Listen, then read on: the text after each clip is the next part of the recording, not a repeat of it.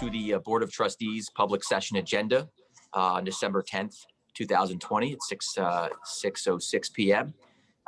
We will now begin with the Pledge of Allegiance, so please rise. I pledge allegiance to the flag of the United States of America and to the republic for which it stands, one nation, under God, indivisible, with liberty and justice for all.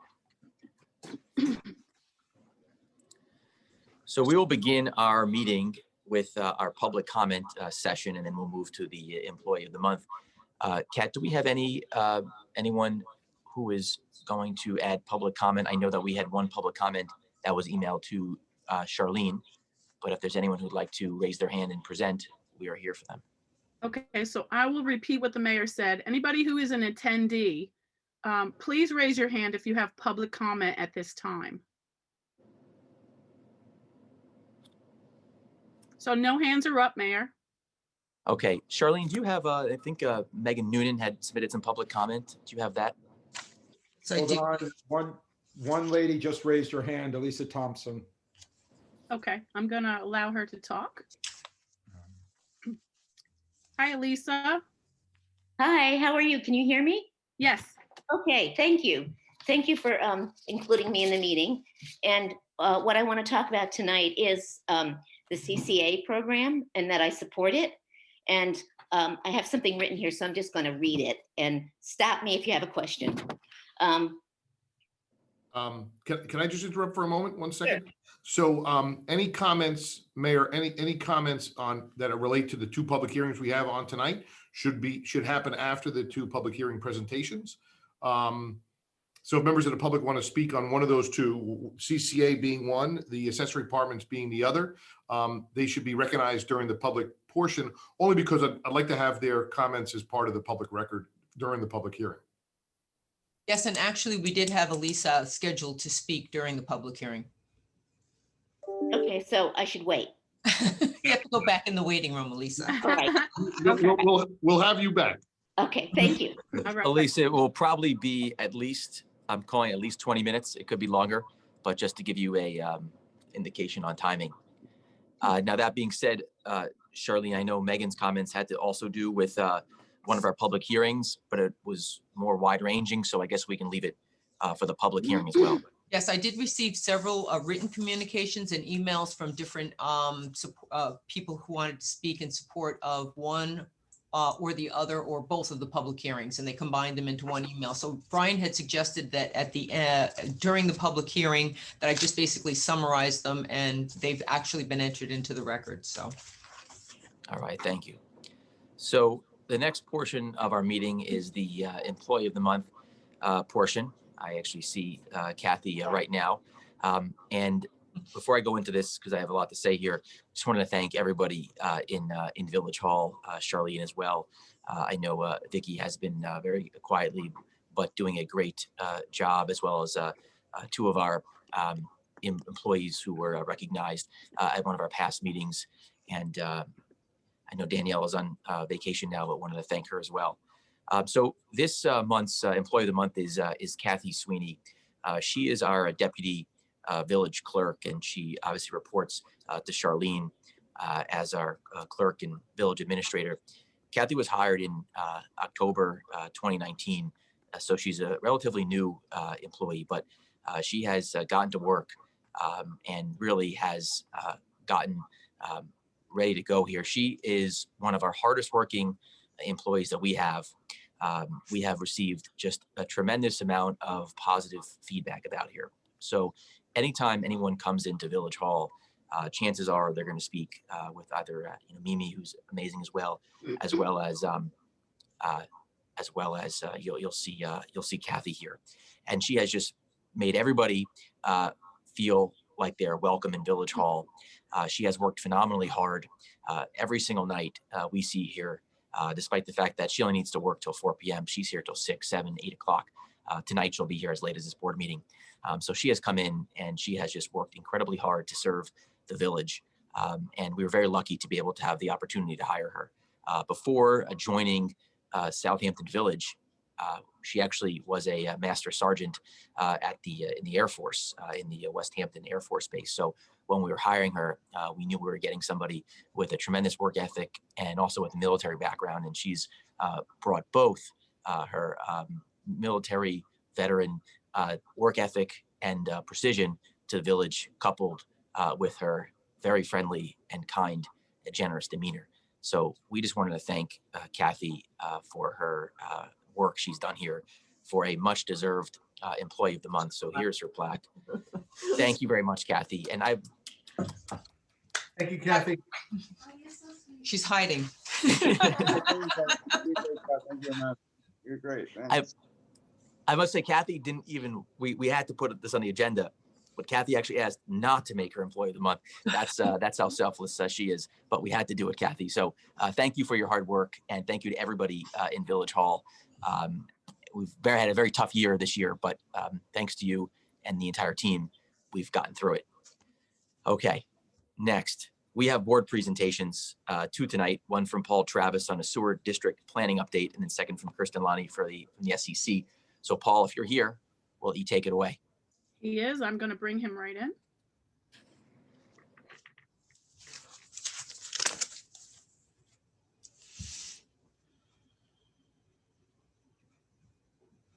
There he is.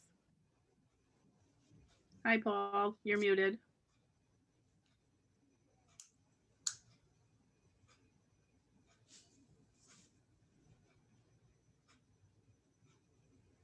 Can you all see my screen? We can see Yes. your photo. Okay, not sure why. Hold on, let me go back. Maybe my camera's not on. Oh, sorry. My apologies. Okay.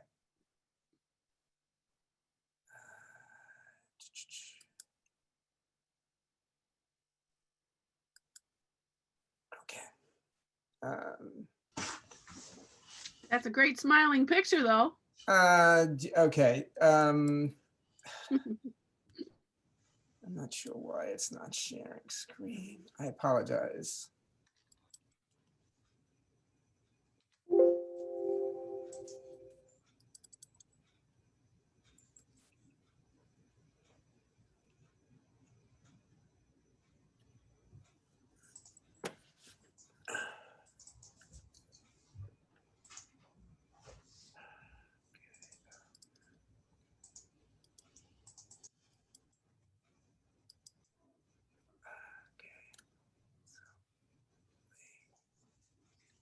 There Okay. you are. There I am. Yes. Hopefully I can now get God.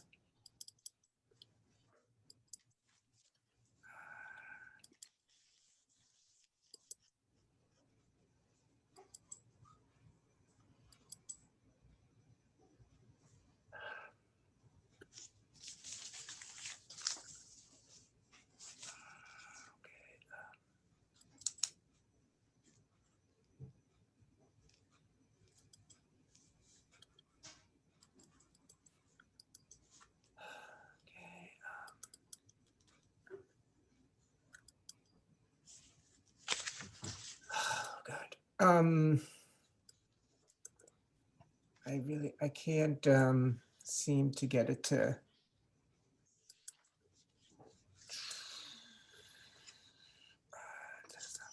Tonight is definitely the night of technical gremlins, I think. Mhm. Paul, your Yeah. screen, I think, is sharing now. Okay.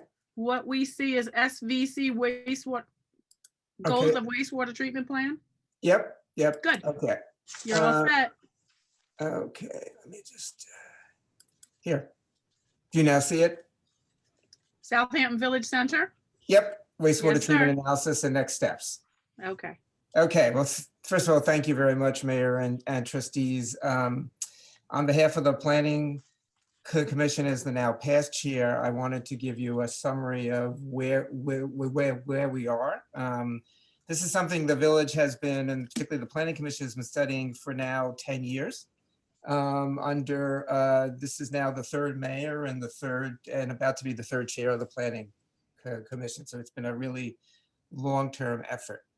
The goals of the wastewater treatment plan are really three. One is to enhance the competitiveness and vibrancy of the business district. And I picked this photo because it shows the issue that we currently have, particularly on Windmill Lane and Nugent Street, which is the very narrow number of uses that can occupy those areas. And as we know, the importance of what are called wet uses, which are uses like restaurants, gyms, and residential uses. Secondly, remove one of the major contributors to the degradation of Lake Agawam. I mean, we've been working with the Clean Water Committee on that. And third, meet the Suffolk County requirements for water quality. The village currently does not meet that criteria.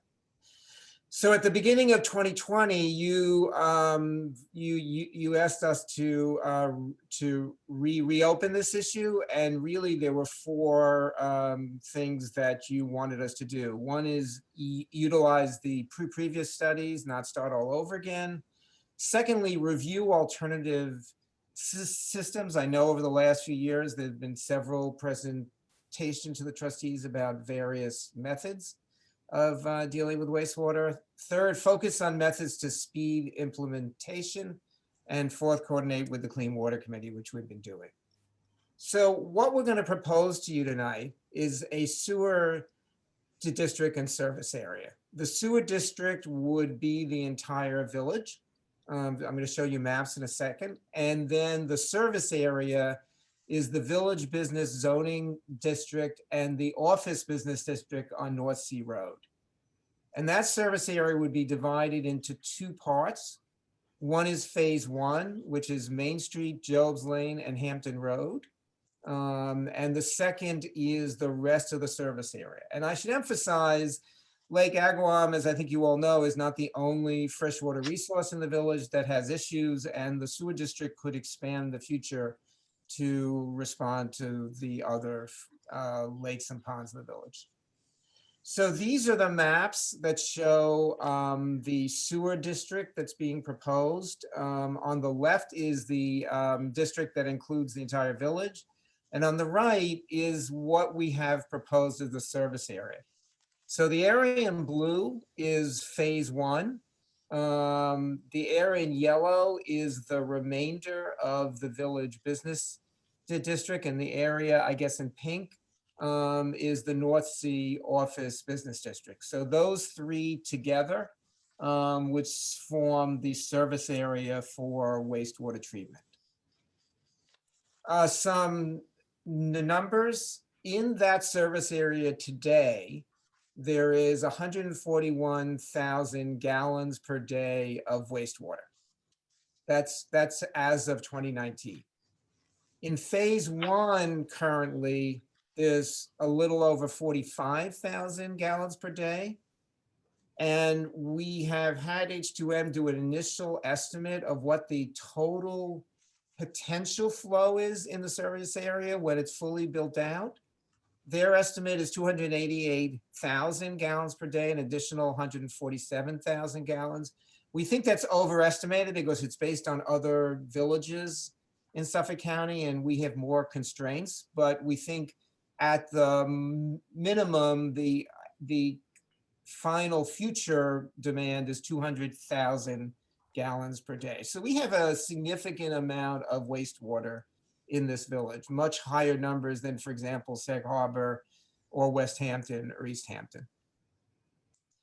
So the first thing is we looked at some of the other systems that have been proposed. You've had, I think, several presentations on the potential of what are called IA systems, which are individual systems that are used often for in a particular project. The issue, there are two issues with IA systems. The first is they're not allowed to be used when the flow will increase in the future. And that is obviously the case in the village. One of the reasons we're doing this is to encourage more use on Nugent Street and Windmill Lane, not to freeze it as it is today. And then the second is it actually does not provide the same level of wastewater treatment.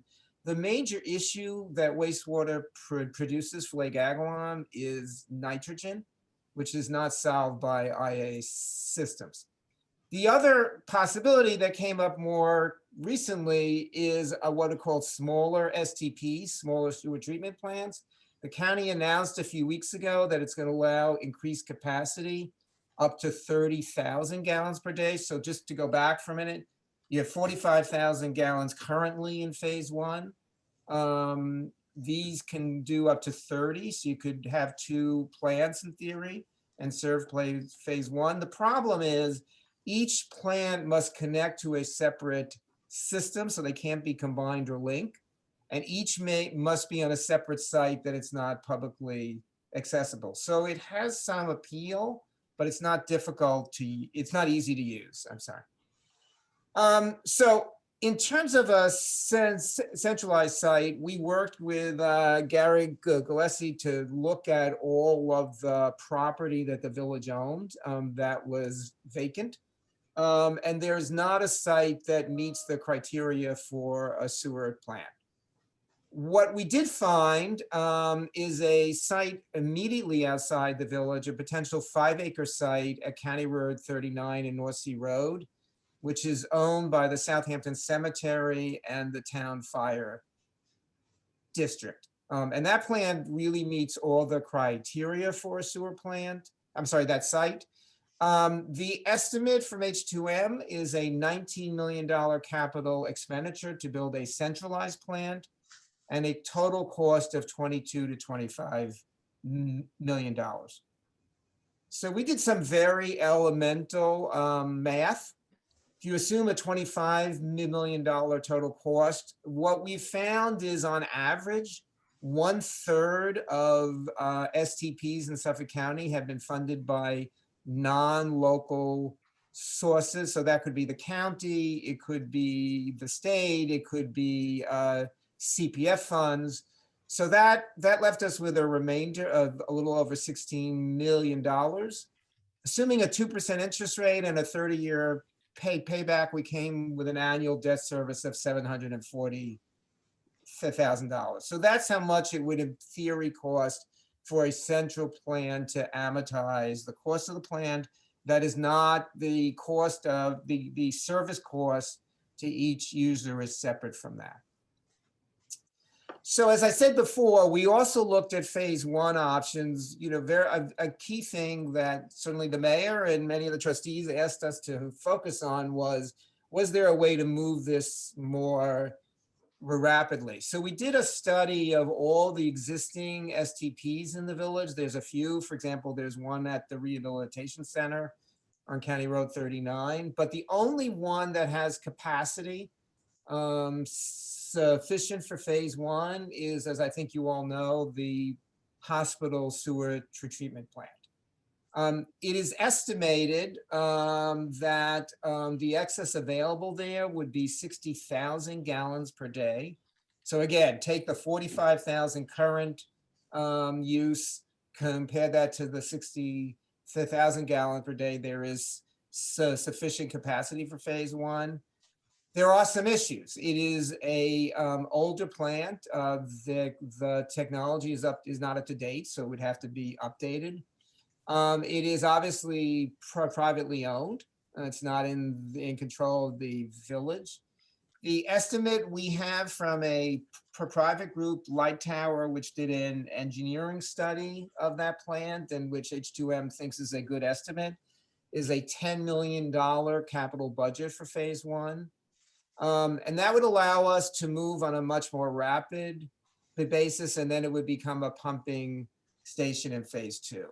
So that we think is probably the best option if you as trustees want to move forward on a phased approach to try to cut down the time frame. A little bit of the character of a sewer system in the village, which we've been thinking about. The phase one area, as I think you all know, we have the advantage in the village that in back of Main Street and Job's Lane and New Nugent Street and Windmill Lane, there are central parking areas that would allow us to run pipes through those areas, and therefore we would be connecting to where the buildings currently have their septic system. So it would not require a tremendous amount of physical modification by the owners. We're trying to cut their costs. And I, just as the outgoing chair, I would say my biggest failure as chair is my inability to get everyone to focus on the enormous need to improve the parking areas and the public infrastructure in the village center. And this would provide an opportunity to do that, including burying the power lines. And I would note that that's what West Hampton did as part of its creation of a sewer system. As I said before, the other phase one alternatives are either to find another privately owned site of 5 acres, or sorry, 3 acres, which would be needed for the smaller plant, which is not easy to do, or to find sites for 2 to 3 smaller plants. So next steps, I think our big advice from the Planning Commission is that you move forward immediately on a map and plan as we work out the issues of what the best options are for financing and potentially for sites. Secondly, that there be a meeting with the Hospital and Counter Sewer Agency to determine if the existing plant at the hospital really is viable for phase one. That's obviously very much in control of the county and the hospital. And then finally, as part of the map and plan, the focus would be to look at financing options, both private and municipal. I know you have a proposal from Light Tower, which has proposed a private utility. That's one option. There are a lot of governmental funding sources we would need to talk to. And that would lead us to coming up with a much more precise cost, both for the average village taxpayer and for the users in the service area. So that's where we are, and I'm happy to answer any questions you have.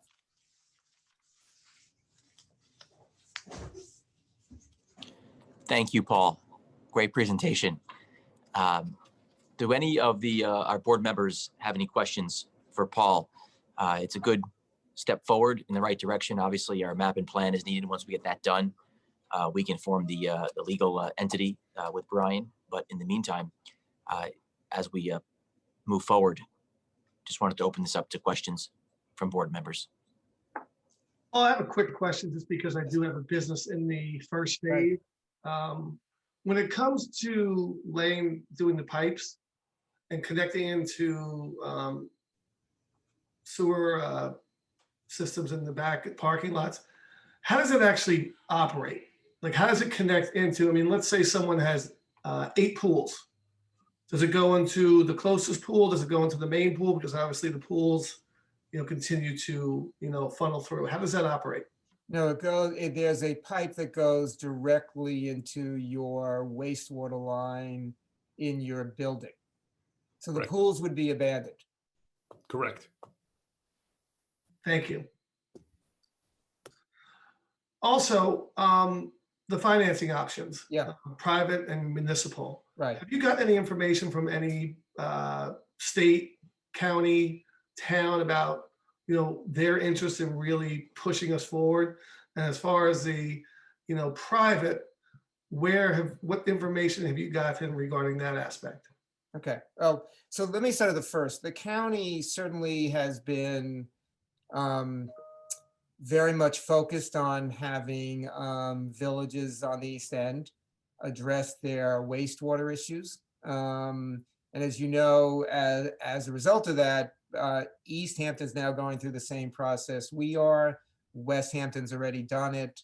I think the county's made it very clear that that's a requirement, not a choice at this point.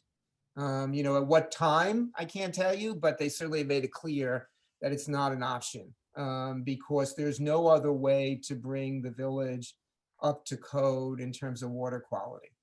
Having said that, most of the sewer systems in Suffolk County have been financed through municipal source. Right now, and certainly for foreseeable future, public financing is incredibly advantageous in terms of rates. And the village has obviously very good rating as a municipality. There is a proposal by Light Tower Capital Group to do a private utility where we would pay a fee rather than finance it on the village books. I know the finance committee has been looking at that. There's obviously a balance between, on the one hand, not having further debt on the village books versus the amount of control you have. So that's a choice that I think you're ultimately going to have to make. And I think the finance committee has been working hard to sort of help frame that issue for you. And can you explain what you mean by the control of the treatment plant? Right. So as you grow, you're going to want the ability to modify the plant to meet the future needs. In the same way that as electric demand now happens on the East End, and that's certainly been increasing on the East End, you now have to go to PSGG&E and get them to make that possible. It would be the same thing with the sewer authority. I think with having a private utility, I think those issues can be addressed, honestly. But I do think it's something that, as a village, you'd want to take a serious look at. And that's, I think, been part of why historically the villages have decided to do it themselves. I mean, the one caveat I would say is we're a very small village with a already overworked staff in Village Hall, and this would be a significant increase in responsibilities. Thank you, Paul. Hi, Paul. Good evening. How Hi. are you? Good. Thank you for your presentation. Couple of questions just on the service area. Mhm. The service area, that would just be then, is that the only thing that we were looking at, even though we are districting the entire village, we're only looking for septic in those 3 areas, Correct. in that corridor? Correct. Although it gives you the ability, as Brian knows well, because he's done this before, to expand it over time. So for example, some people have talked about, doing an expansion on either Hill Street or Hampton Road, and you could choose to do that in the future once the district is set up. Right. Yeah, it's much easier. I agree. It's much easier to add on services rather than to try and change the district. Right. But I mean, so that from that standpoint, though, that then, all of the taxpayers are burdened for the little bit of service area until it can expand to the full coverage. Right. They're burdened for the debt service, not for the running of the plant. Right. Now, the running of the plant over that small area, do we have any idea of what running costs would be then because again, we've just we're still going through COVID. Things Right. are starting to change. Businesses have not, made what they normally do. And then to now say, okay, do we have any idea what the burden might be for a business to hook up into this and then ongoing costs from operationally, or is that something that still needs to be studied? I think it does. I think it still needs to be studied. There's an estimate of $200,000 a year for phase 1. I'm not Okay. sure that I would totally rely on that figure, but that's the current estimate. Okay. And then, as you said, if we can't get into the hospital, and we've got to build out this new plant up on County Road 39, we'd have to make sure that we could buy from the cemetery and buy from the fire district. Right.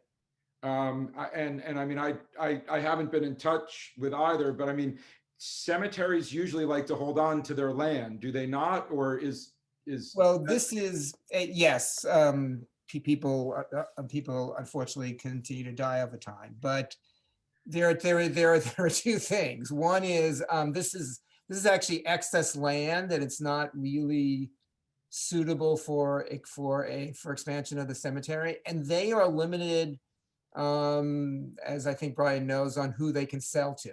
So they can't sell to a private party. okay. They Well, have then to sell for a public purpose.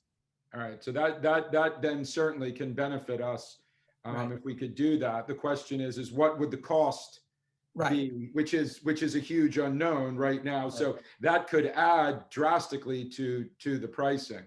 Right. And then lastly, they talk about $19 million cost. That's for, at today's terminology, correct? Correct. So, That's an estimate based on cost today, and we don't know where costs will go up or down in the future. And I mean, the time frame that we would hope if to buy the land, to develop, to do the plans, to do all of that. I mean, how many years out are we talking for that, do we believe? I mean, these are generally 3 to 5 year efforts, customarily. I mean, the one thing I would say is when we were in 2015, when we were working on our own plan and the mayor of West Hampton started sitting in the audience, they're now at a point where they're about to have a sewer. So, time does pass, but, that's why we looked at phase 1, which is the ability to do something on a shorter time frame. But I would say, Trustee Poplera, you would look at, probably on a conservative side, 5 years from today for a central plant and sewer. Okay, so 5 years. That's so 19 million today. In 5 years' time, using a rate of inflation, we've got a much, a higher thing there, a higher cost involved, right? And everything. So okay, I think that meets some of the questions that I had. Okay. Thank you. Thank you. Paul, thank you for your presentation, and thank you for your time as chair. I learned quite a bit from you with after my years on the planning commission. So thank you for your time, and thank you for your years of service. And obviously, I think you and I are the two people who know the most about this issue on this call and at this meeting. So I like you. I do agree with I personally agree with the phased approach, as I've mentioned to all of you many times. I think we have to explore all options available to us. As you mentioned, Paul, technology changes every day, and what's available now could be 10 times better 5 years from now. So obviously, we have to start really thinking about what's the best way to go forward. And I know the mayor and all of us agree that we can look at options like the hospital, and I know hopefully once COVID subsides in the coming months, we can engage with the hospital and see what their plans are. And obviously, we have to do our due diligence as to what we want to see there at the hospital site going forward, which could potentially open up more flow if a sewer plant if other options are not available to us down the road. So obviously, there's a lot to think about, and I appreciate that the commission and all the work that you guys have done and I have done through the years, and I think it's a lot to digest, but I think we really have to start making the decision soon as to how we want to proceed. But I think we have to, again, COVID is a hindrance, so I think we have to. It's kind of a waiting game at this point. Thanks. Can I say something? Thank you, Paul, for your presentation. I just have one question concerning tapping into the hospital first. Right. Is this a double dip into this that we would, what would the extra cost be, if any, or is it necessary to go that avenue? And then eventually I see us, if we're going to do the sewers plant, how would that affect the cost and which way, how would that happen? There is some extra cost, because you would, so certainly all the pipes that you run are just going to be connected eventually to a essential plant. So that's not really additional cost, but you're going to pay to upgrade a plant that at the hospital that will be eventually become basically a pumping station to the main plant. So yes, a piece of that $10 million is going to be added cost. And I think that's a little bit what, is going to have to be weighed. Is it worth a little bit of extra cost to maybe have something available several years earlier? And as Trustee McLaughlin mentioned, there is some value to certainty. The plant's there, it can operate. As Trustee Popolaro pointed out, you don't have to buy it, in theory at least. So there is some advantage to it, but yes, there will definitely be additional cost to a phased approach. Thank you. Thank you. Thank you, Paul, for the presentation. Very happy that we're working on this. Unfortunately, we are a bit challenged. Unlike the Village of West Hampton, we can't really tap into the existing plant at the airport. Right. And we will work closely with the hospital to see if we can obviously tap into their plant. Unfortunately, we're in the second wave of COVID right now. We've got a meeting with the hospital scheduled, and obviously all members are welcome to attend, across the commission and other groups and committees. But the unfortunate part is that the hospital right now is a bit encumbered by what's going on with COVID-19. Right. And so we hope that that's a viable option. We think it could be, but given everything going on right now, that's the current situation there. So we're then obviously in a situation where we have to go potentially acquire land, as Trustee Polaro pointed out, which could work, but again, might delay this process. So we'd all love to see this both for the business district and for the environment, but we'll have to obviously work through this. You can go back to 2015. Obviously, we've got, we had a situation back then where we could have been on parallel tracks with West Hampton. It is what it is, but we now have to come up with a slightly more complicated plan than we had available to us in 2015. But we're looking forward to working with you, our engineers, and others to get this through. But thank you very much for the presentation tonight. It was great, and thanks for your time, Paul. Thank you. So if there's, I guess we can, we'll be moving to the next board presentation. Paul, again, thank you very much. Have a good night, and good to see you again. The next board presentation tonight is Kirsten Lonnie with the Southampton Cultural Center update.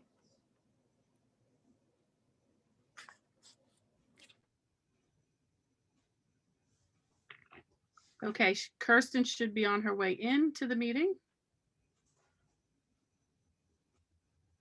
There you are, Kirsten. Hold on 1 second, you're muted. Am I good to go? Perfect. Kathy. Hello, everybody. I'm happy to report while we had to shut down in March, like everyone else that serves the public, the SCC since July has been limited in operation and programming, but not completely shuttered. The SCC is on a stable and growing operational footing, and we are fiscally strong. Since we have been able to reopen our doors in phase 4 of New York State's reopening schedule in July, we have been able to provide the following programming in a safe environment. Our in-person classes include 4 weekly dance workshops for children ages 3 to teens and encompass hip hop, tap dance, and contemporary dance.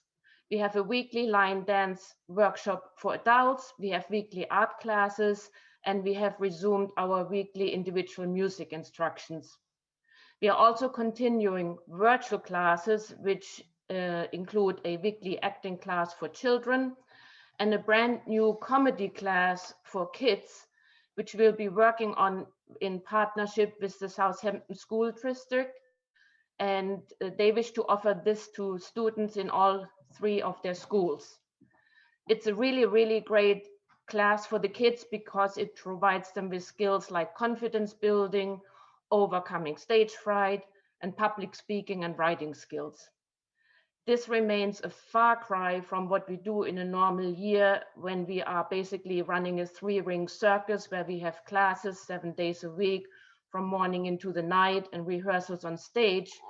And we typically serve 6,500 students every year. We have reopened our gallery in August and have featured member shows of the Southampton Artist Association and currently have Matt Rayner's photography on exhibition, and we are open daily. In terms of live performances and events, we currently have no on-site events because of the COVID restrictions. Normally, by the end of the year, we would have featured 130 plus live performances, which usually draw up to 25,000 attendees. That includes the Concerts in the Park series, which we had to shutter this year. But we did produce 2 very successful virtual events. One was our Salute to Community Heroes, which aired at the end of September, garnered almost 5,800 views, and received really, really great recognition. And just recently, our Stars for Stars holiday production, which featured some of our most popular performers, and honored teen activists from the Southampton School District and Shinnecock Reservation as outstanding youth leaders, and Marcus Stingy and Brett Powell for their contributions to the community and inspirations of others. We had over 1,100 live views last Sunday, and both events can now be viewed on our website and are very entertaining. We are hoping to have our first live theater productions in the spring with Sherlock's Secret Live, which we had to shut down mid-production last March. This will depend on conditions, and we and the players are prepared to adapt to limited seating capacity and extending the number of performances. And finally, we are also maintaining our community outreach, which includes daily AA meetings, which have been going on at the SCC for decades. We feel that it is very important that our resources be available during these especially challenging times. We are also currently collaborating with the Southampton Youth Association and their activities, which include karate and Latin dance classes, SAT prep, and practice tests. And now I'd be very happy to answer any questions.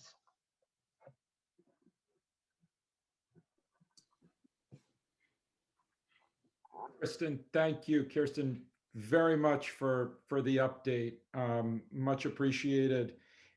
And again, I mean, I think that in light of everything that occurred, and I understand that, you know, when you closed down in March, the furniture for the on stage is still there, and we're hoping that you'll just reopen with that play whenever it goes on. So the set is still there, but you know, with closing everything, you still have been able to get a lot accomplished.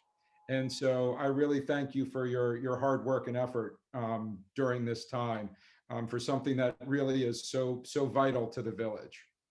Thank you, Andrew. And if the board wants to meet on the set of Sherlock Holmes, you're more than welcome. Thank you, Kirsten. Welcome, Mark. Kristen, I just want to say thank you for all your work, and also thank you also as a liaison to the BRC. Thank you for putting your time in. I know you are always the hostess for those meetings, so I just want to thank you publicly for all your hard work with them, and your continually hard and your continued work with in this time of COVID. It's thank you for evolving and adapting. That's which we all had to do. So I appreciate your efforts, and it does not go unnoticed for sure. So thank you. Thanks, Joe. Good to Thank see you, you, Kirsten. Kirsten. all your hard work and your adapting to this very difficult situation. It's very much appreciated by us and by the entire community. Thanks. Thank you very much. So our next, thank you again, Kirsten. So our next portion of our meeting, as we continue to move through this, and it's a bit of a packed meeting tonight, we have our public hearings. There's two portions to this. The first is to amend LL 116-2 to add Article 9 to Chapter 16 and repeal Section 116.8-1 of the Village Code to create a special permit process for accessory apartments. So I'd like to make a motion to open the public hearing. Is there a second? Second. All in favor? Favor? Aye. Aye. So I'll turn this over to Brian in just a bit, but just wanted to introduce this. It is clear, obviously, both to me, many members of our board, and residents, that Southampton Village, like many other villages and municipalities across the east end of Long Island, lacks opportunities for workforce housing. Many seniors would like to age in place, and also those millennials and from other generations would like to actually work here and have and live here at the same time, and not obviously be forced to look elsewhere. And so obviously we can't fix this problem overnight, but we can take some small steps as we work on our sewer plan to use our local laws and our village code book to do things. And the hope here is to create a little bit more inventory, but do so in a very controlled and measured way, so that there's opportunities for people to find less expensive, but also good places to live here. And at the same time, to have seniors that want to age in place to unlock some of the equity in their homes. So the purpose of this, and I'll let our village attorney explain, is really to create a process where those who own a home, who live at their home, who are able to have others live in a accessory apartment. I can tell you firsthand that I have been looking for a home to live. I've seen 25 plus properties, and there is almost nothing here in the village. And the best I found was something, a rental of a small rental for $4,000 a month. So as I, unfortunately have to look for a home, given that the housing situation that I was unfortunately placed into, this couldn't have been more pertinent. So wanted to turn this over to our village attorney to explain. Maybe you can walk us through how this legislation works. And my goal is also to keep this open because we want as much public input as possible. We hope most people will be open to this, but our goal is to obviously listen to the community and to take feedback and then to vote accordingly. But Brian, maybe you can just explain to us, if you can kind of walk us through how this legislation works, what it does, and maybe some of the specifics as well. Sure. Happy to do it. Good evening, Mayor. Good evening, members of the Board of Trustees. This is, as the mayor gave an excellent introduction, this is an attempt to provide workforce housing, maybe even unlock the potential for senior citizens to allow an apartment in their house. And an apartment in this case is not really a dirty word, and that we want to be very careful in the way that we drafted this. But let me tell you where we were before, and then where this proposed law proposes to take us. And I do also want to thank our Chief Building Inspector, Chris Talbot, and the department's input on this proposal, which is very valuable from a practical standpoint. But previously, the board had enacted a much older board than us, previous board, I should say, an accessory apartment overlay district, which if an applicant wanted to place their property and allow an accessory apartment, they actually had to apply to the board for a change of zone. It's a very, very cumbersome process.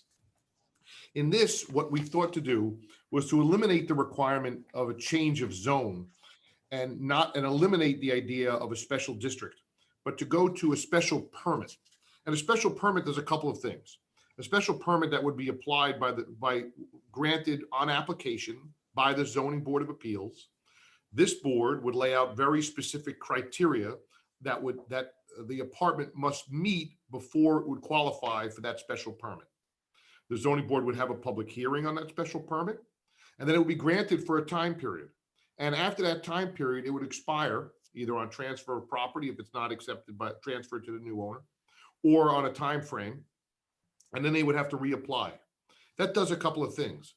It allows the village to have control of these apartments if there's a problem, meaning the special permit can be revoked or denied at a later date. It also provides that the homeowner, if they has to meet those criteria of the special permit. So, and also, I'm talking in general terms, I'm gonna go through some in summary, but also the requirement is that the house must maintain its single family home appearance from the street at all times. It cannot have two doors. It cannot have any appearance of an apartment. It must provide for adequate parking, and it must provide that the property must look normal. And it also must be in the principal structure. That's important in that we're not going to allow accessory apartments in accessory structures, at least not now. We can maybe have an amendment depending upon how this law works and what the needs may be. We can have an application and consider that.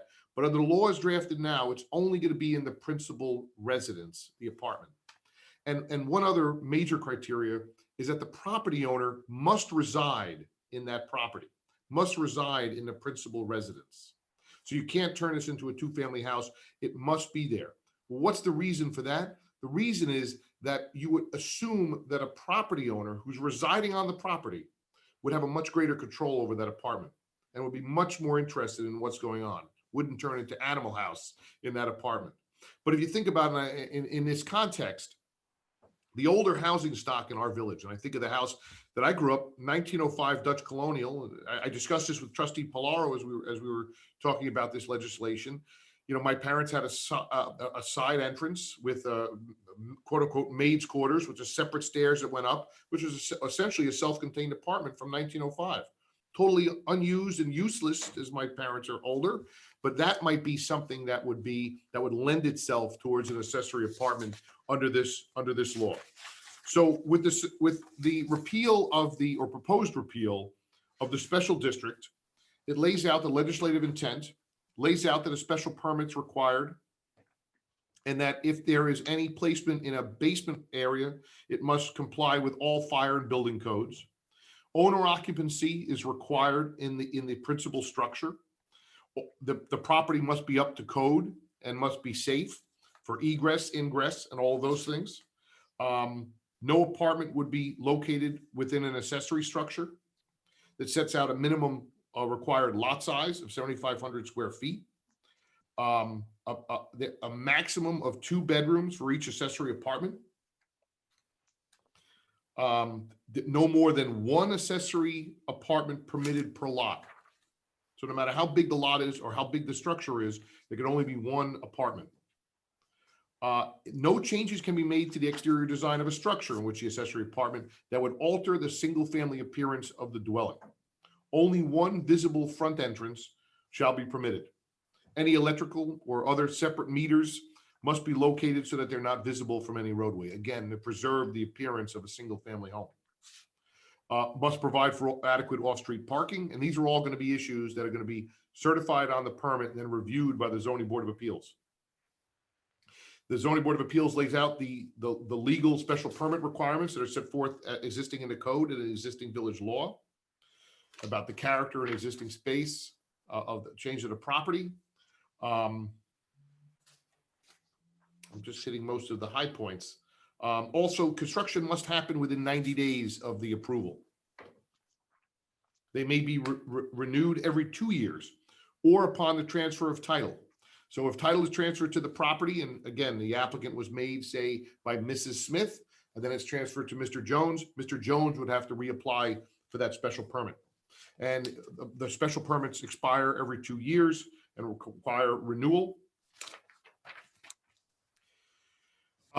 If there are concerns that the accessory apartment is getting out of control, or there are neighbor complaints about a particular accessory apartment, we lay out the provisions for revocation of the special permit upon the application, potentially by the village attorney or the building inspector, on application to the Zoning Board of Appeals after a public hearing, and lays out many criteria that would provide for the revocation, including violations of village code, violation of the state, repeated calls to the police for disturbances at the property, fighting, violence, any kind of issues like that.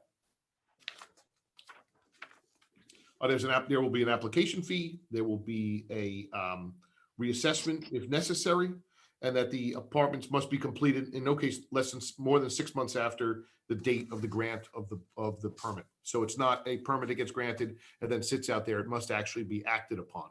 And again, the goal is to, if in fact people want accessory apartments, and the experience from the village that the accessory apartment special district was dysfunctional, while certainly well-intended, was dysfunctional, we thought to make this easier on an application for a special permit, but again, within very narrow circumstances with very tight control.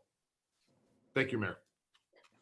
Thank you, Brian. That was an excellent explanation. And thank you very much for your quick and good work on this.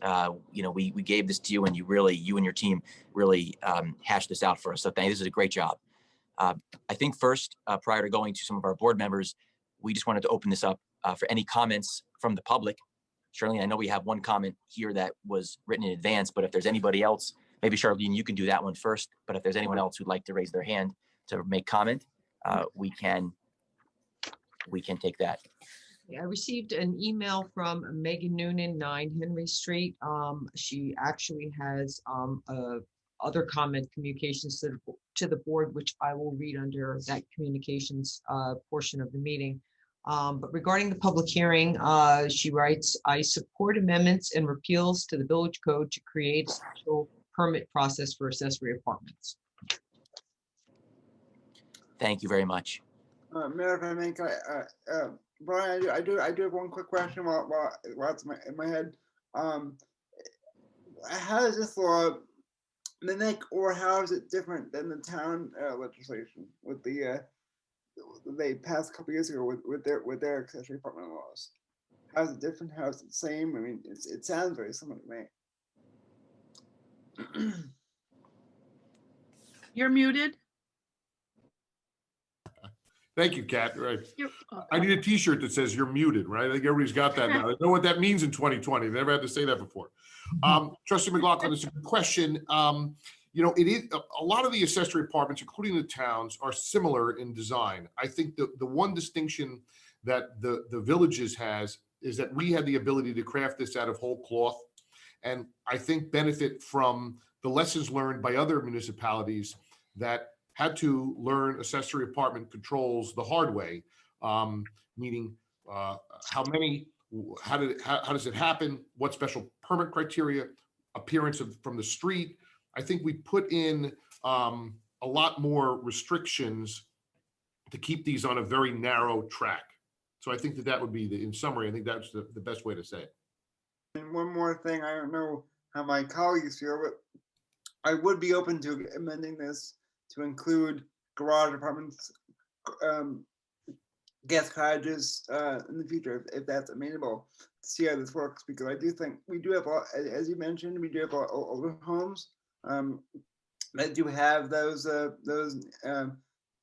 shall I say, they do have those old school apartments above garages. So I think we could possibly explore that down the road if this law does look to be useful for us. So I would be open to amending it.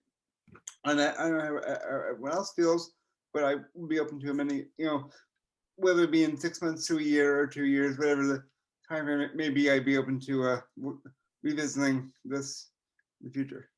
And I think the good part about that too, on a village, this is kind of a baby step, so to speak, that this is just putting it in the principal residence, prohibiting it from accessory structures.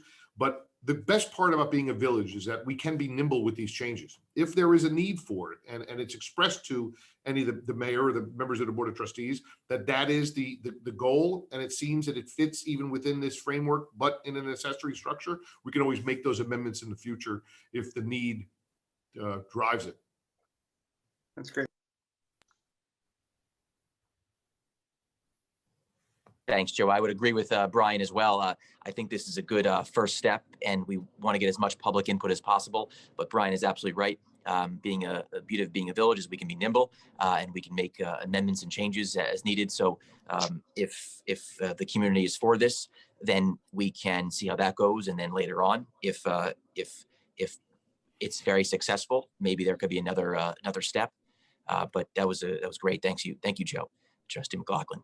Are there any other comments from the board? I just need clarification on one thing. If there is an existing accessory building of some sort, like a garage, and there is an apartment there, where does that fit into here? So if there is an apartment there and that's properly CO'd and if it's pre-existing, meaning it's already legal as an apartment, that would continue. It would not be taken out, but it would not be superseded by now. But if a property owner going forward is going to want an accessory apartment, it's going to be restricted to the principal residence. But in the scenario you're talking about, Trustee Aressa, it would be a pre-existing and it would continue. Thank you. Thank you. Any other comments from the board? Okay. If there are no more comments, my opinion, if it's okay with everybody, is that we'd like to keep this open. I think it's important to get a little more input and give the rest of our community a little bit more time to provide some input. I would love, of course, to close this out and end the year on a high note. But if it's okay with everybody, I'd like to keep this open. So with that being said, I would like to make a motion to adjourn this public hearing to our next board meeting in January. Second. All in favor? Aye. Aye. Thank you very much. Good job, everybody. So now we have our next public hearing, and this is to add Chapter 49A to the Village Code to establish Community Choice Aggregation Energy Program. I'd like to make a motion to open this hearing and discussion. Second. We have a second? All in favor? Aye. So Brian, is there anything you'd like to add here? So this is, we had an extensive, at our work session, we had an extensive presentation by the Deputy Supervisor from the town of Southampton. I want to thank him for his presentation. I know that Trustee Polaro has put in an enormous amount of work on this with the town. Essentially, this is a New York State NYSERDA resolution proposal or initiative to have local governments get the ability to have their energy supply service from other energy resources to the potential that the citizens could save significant funds, but also provided the transmission and distribution will still be provided by the local utility. So it's the opportunity to tap into, literally, pardon the pun, tap into alternate energy resources. And the town has done it, and with the village going along with it, just strengthens the regional approach to this program. Trustee Polaro, I don't know if you want to add anything more to it. I know you worked a lot on it with the town. Or Brian, one quick thing. I know that Ms. Thompson had a public comment here, so maybe we'll just yield to her. She probably wants to go get dinner or do something like that. So maybe if she's still here, she can obviously make her comment, and this way we don't hold her up anymore. And then obviously, Trustee Polaro, the floor is all yours.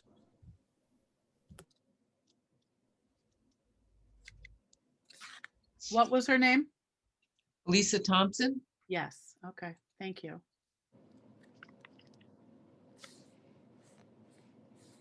Hello, Elisa.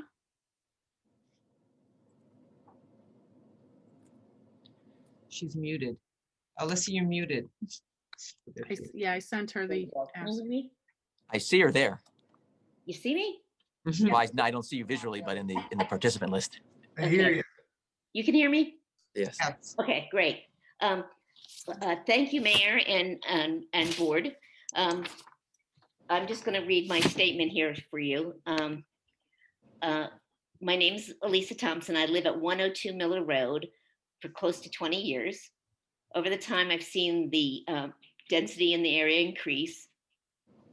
In addition, the cost of living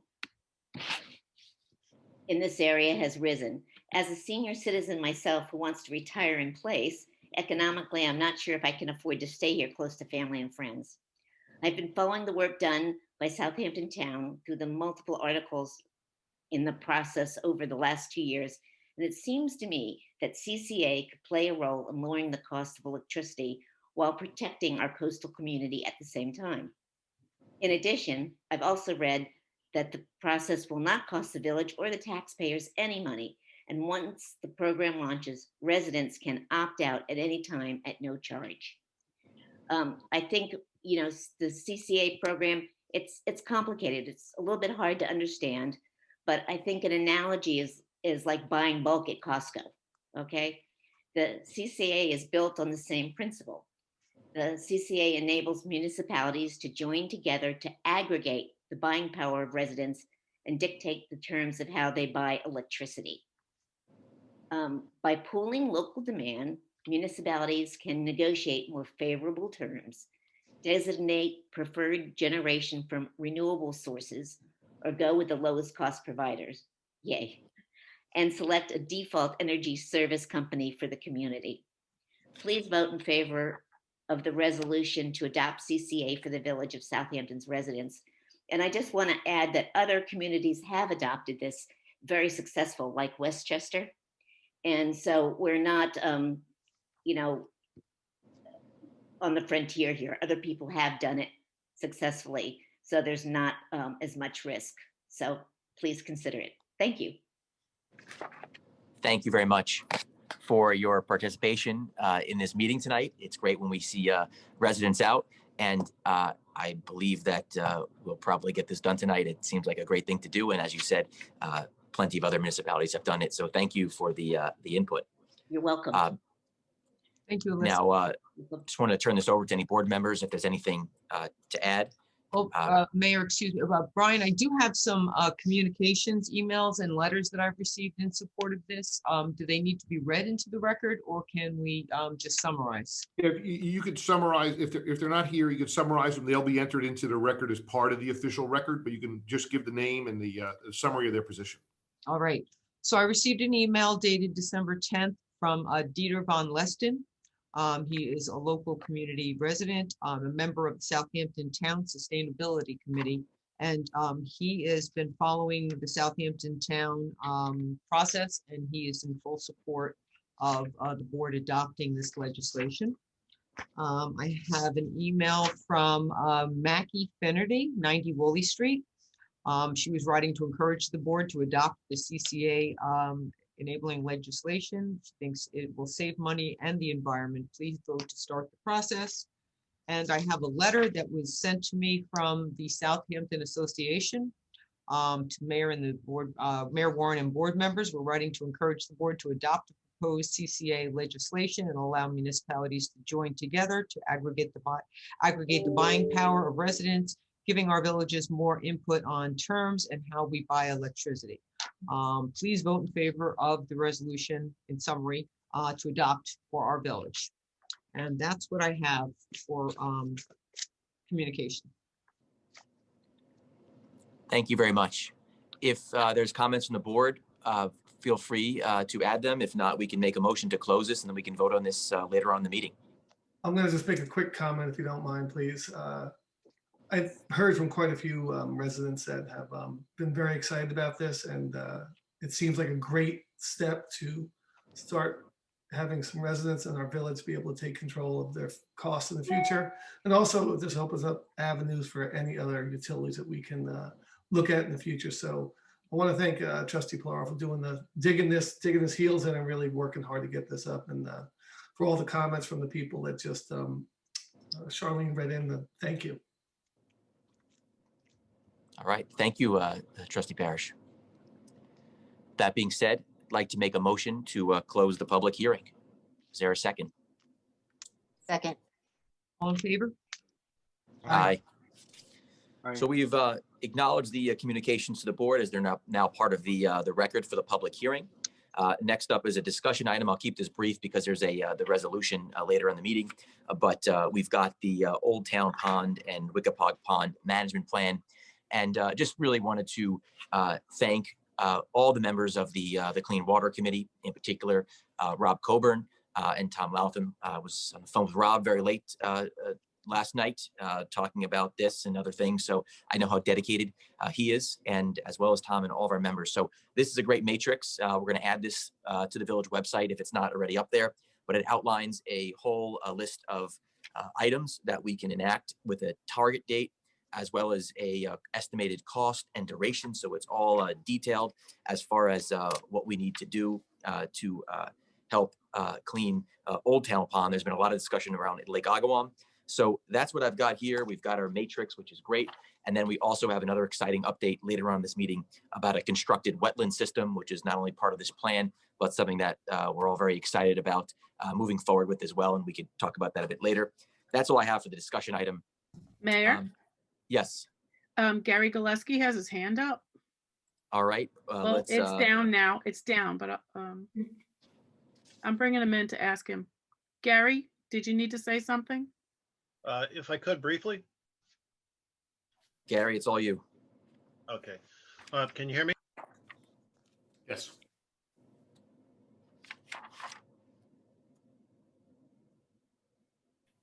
We did hear you. Now we can't. Can you hear me now? Yes. Yes, we can. Okay, great. Thanks, guys. Yeah, I'll try to be real brief about it. I did see this, and for a future revision over here, I just want to mention that in the CPF water quality, we did get 2 awards, but one thing we put forward was a village-wide water quality plan at a cost of $68,000 that H2M and Nelson and Pope and Jen and I had worked together. That village-wide plan will allow us to get more funding from other agencies, mostly from Suffolk County. Suffolk County had told us that if we don't have this plan in place, that we shouldn't bother coming back to ask for any more water quality grants. So we may have to fund that ourselves. I'd like the whole board to really think about 68 grand could turn into a lot of money for us in the future. But Tom and Rob may want to add this into any of their water plans in the future as well. Okay. Thank you, Gary.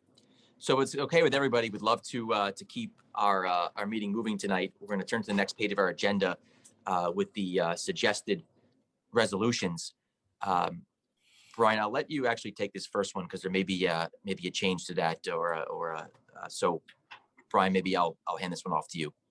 Sure. So I think that there was a little bit of confusion with number 1 and number 2 with regard to exactly what the role and scope was of the members and what the purposes were. So I think that the resolution is couched as part of Executive Order number 203. But I think, Mayor, your direction is that these are that you are going to pursue you're going to recommend that the Police Reform and Reinvention Task Force be separately formed to handle the governor's 203 issues at the January meeting, and that these appointments are not related to the 203, but are actually part of a police organizational review task force to work with Ed Harnett, that not as part of the 203 process. Is that correct? That's correct. Of course, under the same umbrella, but we don't want to basically be overly specific here because obviously it's also in coordination with the with resolution 2, as you just specified. So better to make sure that this resolution is correct before we make the motion. Okay, so come for the January meeting, we're going to look to enact what's necessary for to tackle the governor's Executive Order number 203, which is called the Police Reform and Reinvention Collaborative. And in this case, these appointments that are set forth at number 1 are only going to be for the Police Organizational Task Force, which is going to be part of the purposes of what the consultant is going to be hired for. Thank you. All right, Mayor, did you want me to read the resolution? Sure. Do you have the update? Okay. Or does Brian have that? Brian, I think you have that. I could read it. So it just, again, to correct any misconception that this is going to be part of 203, the amended resolution is going to say, resolve to appoint the following persons as members of the Southampton Village Police Organizational Review Task Force with a term coordinate with the completion of the task force process and will report by June 1st, 2021, whichever is earlier. Craig Goldberg, Elena Williams, Robert Barron, Thomas Kepner, and Larry Street. So moved. We have a second? Second. Discussion? Discussion. Trustee Parish. Yeah, Yep. can you just explain it to me again? Because I'm trying to follow that. Is this a separate committee now? Because I was under the impression that the 5 people that are on here, who I spoke to all yesterday. So this is now different than what the mandate says, according to the piece of paper I have in my notebook here for today's meeting. Is that, Brian, is that true? Mayor, do you want to take that? It's not that it's separate. It's that we also hope to put together a listening group to go with our survey, which will also go hand in hand here. So basically, we don't want to exclude anybody from that listening group, which will really be in relation to the executive order. So we felt that it was better to just obviously rename this task force simply for that purpose. So we do plan on obviously having a listening group that we've all discussed about, and we want to invite as many people as possible into that listening group, particularly as the executive order does state that we should engage as many people as possible, as many stakeholders as we can. So simply that's the genesis of this. Okay, so I'm still just trying to follow here. So this group of 5 is only going to be tasked for they're not going to be working with the group that we're looking to hire in the next resolution. Am I following that correctly? Or they are, but they're going to have a separate task too, that we're going to form another group at the January meeting that's going to abide with the mandates for Governor Cuomo's committee. Is that what I'm trying to get at? I mean, does that make sense to you, that we're going to have 2 separate groups ultimately? Right? That's correct. And I know you had some names of some people that you'd like to include in that group as well. This is all new to me. So I had no idea about this particular task force. I mean, even on the call with Trustee Aresta today, we had spoken with the consultants and talked about how they would work with the task force. So this is something I had no idea about. So these 5 people that I spoke to yesterday, all good conversations. And again, I'll go through some of the points I was going to have just to speak about them. I had good conversations with all of them yesterday. Some had knowledge of our PD, some did not. I don't know if they were all aware of really the mandate. Some people did have some knowledge, some others. A couple of them spoke about budgetary issues with this. This group that the governor's mandate is specifically tasked to view the relationship between the community and the PD. This group that we're about to vote on now is not that group, correct? So we're going to come back and form another group. That's really what it is, right? Because I don't know about this task force, and this is totally new to me. And I was on board with all the 5 here for that. And in all honesty, I think Gina can attest to this, is that, one of the consultants recommended we have between 5 and 7. And I just don't know if we met all the mandates that the governor was. So I'm a little bit confused here, that's all. I think, right, we spent a lot of time the last 2 weeks going over this, right? Is that Trustee Aresta? I think we spent probably hours and hours going through this. I actually understood this group not to be part of the task force. I understood it to be an added filter to what we're doing with the directive from the governor, with the consulting firm that we're hiring. So I didn't see them as being a task force, but an added filter of community voices. That's the way I understood it. Okay, so where did that understanding come from? Because I never got that, because you and I sat today and had 2 great meetings, and we spoke about the task force. And so again, what I thought I was voting for tonight was going to be for these 5 people to be that task force. So this is something that is new to me. So I don't know, Joe and Andrew, if you know anything more about this, maybe I missed it. I don't believe I did. Because even at the last meeting when we started to talk, we had individual conversations. Mayor, you're right. We did speak about the, committee and Joe and I had, and also, trustee arrested. But this is just something that I just don't know anything about in terms of a separate filtered committee. Trustee Barrett, I believe this, from my understanding, I believe that this committee, this group, will be tasked with being assisting the firm, assisting the firm as a citizen body to assist the review process. That's my understanding of the what we're voting on today, is to have this group be again, this is an arm of what we are approving with the review, with the consultant. So we are hiring a review committee for a group of consultants that are professionals at this. Is that what I'm following? Because if we're hiring a group for the manner that they are, I just don't understand why we need a review of that, when I think what we all did today, which was sit down with both groups and go over and review what their strategies were. I still can't follow it. Brian, maybe you can clarify. Sure, I'll just jump in for a second. I guess, I know we have spent, countless hours going over this over the last 2 weeks, but just to again explain, the task force role is to be a bridge between the consultant and the trustees, and just to simply serve as another level of due diligence and another layer of the governor's executive order. So hopefully that explains it further. I just think that if we're paying for something, I'd like to hear it directly from the consultants. I mean, that's just me being straightforward. I understand what you're trying to say, but in all honesty, yes, this task force, or I should say the governor's mandate, in my knowledge, and I'm pretty accurate that I feel that I never came up with, I've never heard anything about this other group. We've always spoke about that. And you did ask me who some of the members were that I felt could be on that. And this is totally different. That's all. And I just have to make sure that that is, I'm putting that out there, because again, spoke to all these people, was really ready, felt that maybe we needed 2 more, because looking at the governor's mandate and speaking to the consultants today, they thought 5 and 7 would be good. And I felt 2 more would probably be good, but this is totally different then.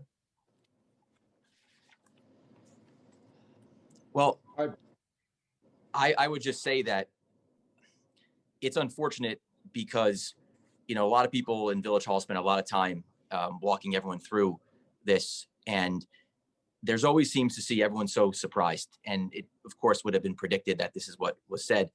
We, of course, pulled all the emails that were sent to everybody explaining this. We have our resumes here that everyone's able to review. There should be no surprises on the resumes. They were pulled. I never they were sent received to everybody. resumes.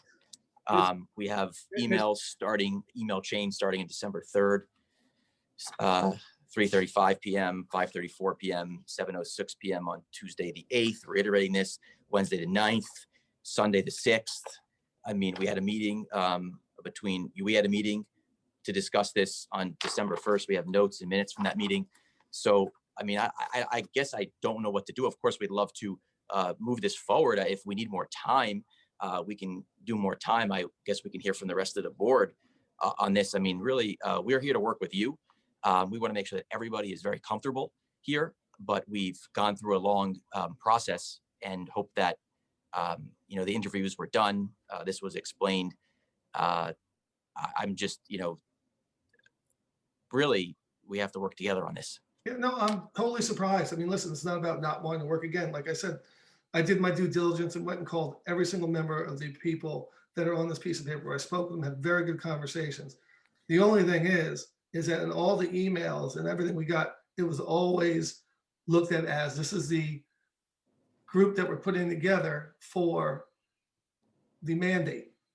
So when Brian started to explain this is the first time I heard that interpretation. And so, to be honest, if we're talking about making people comfortable moving forward, I just am not comfortable. Not the fact that I don't think these people are going to be something, but also because I don't really know. I didn't know about the bridge group, and I do have the emails too. So I'm not trying to, I'm just trying to wrap it around my head, Mayor, that's it.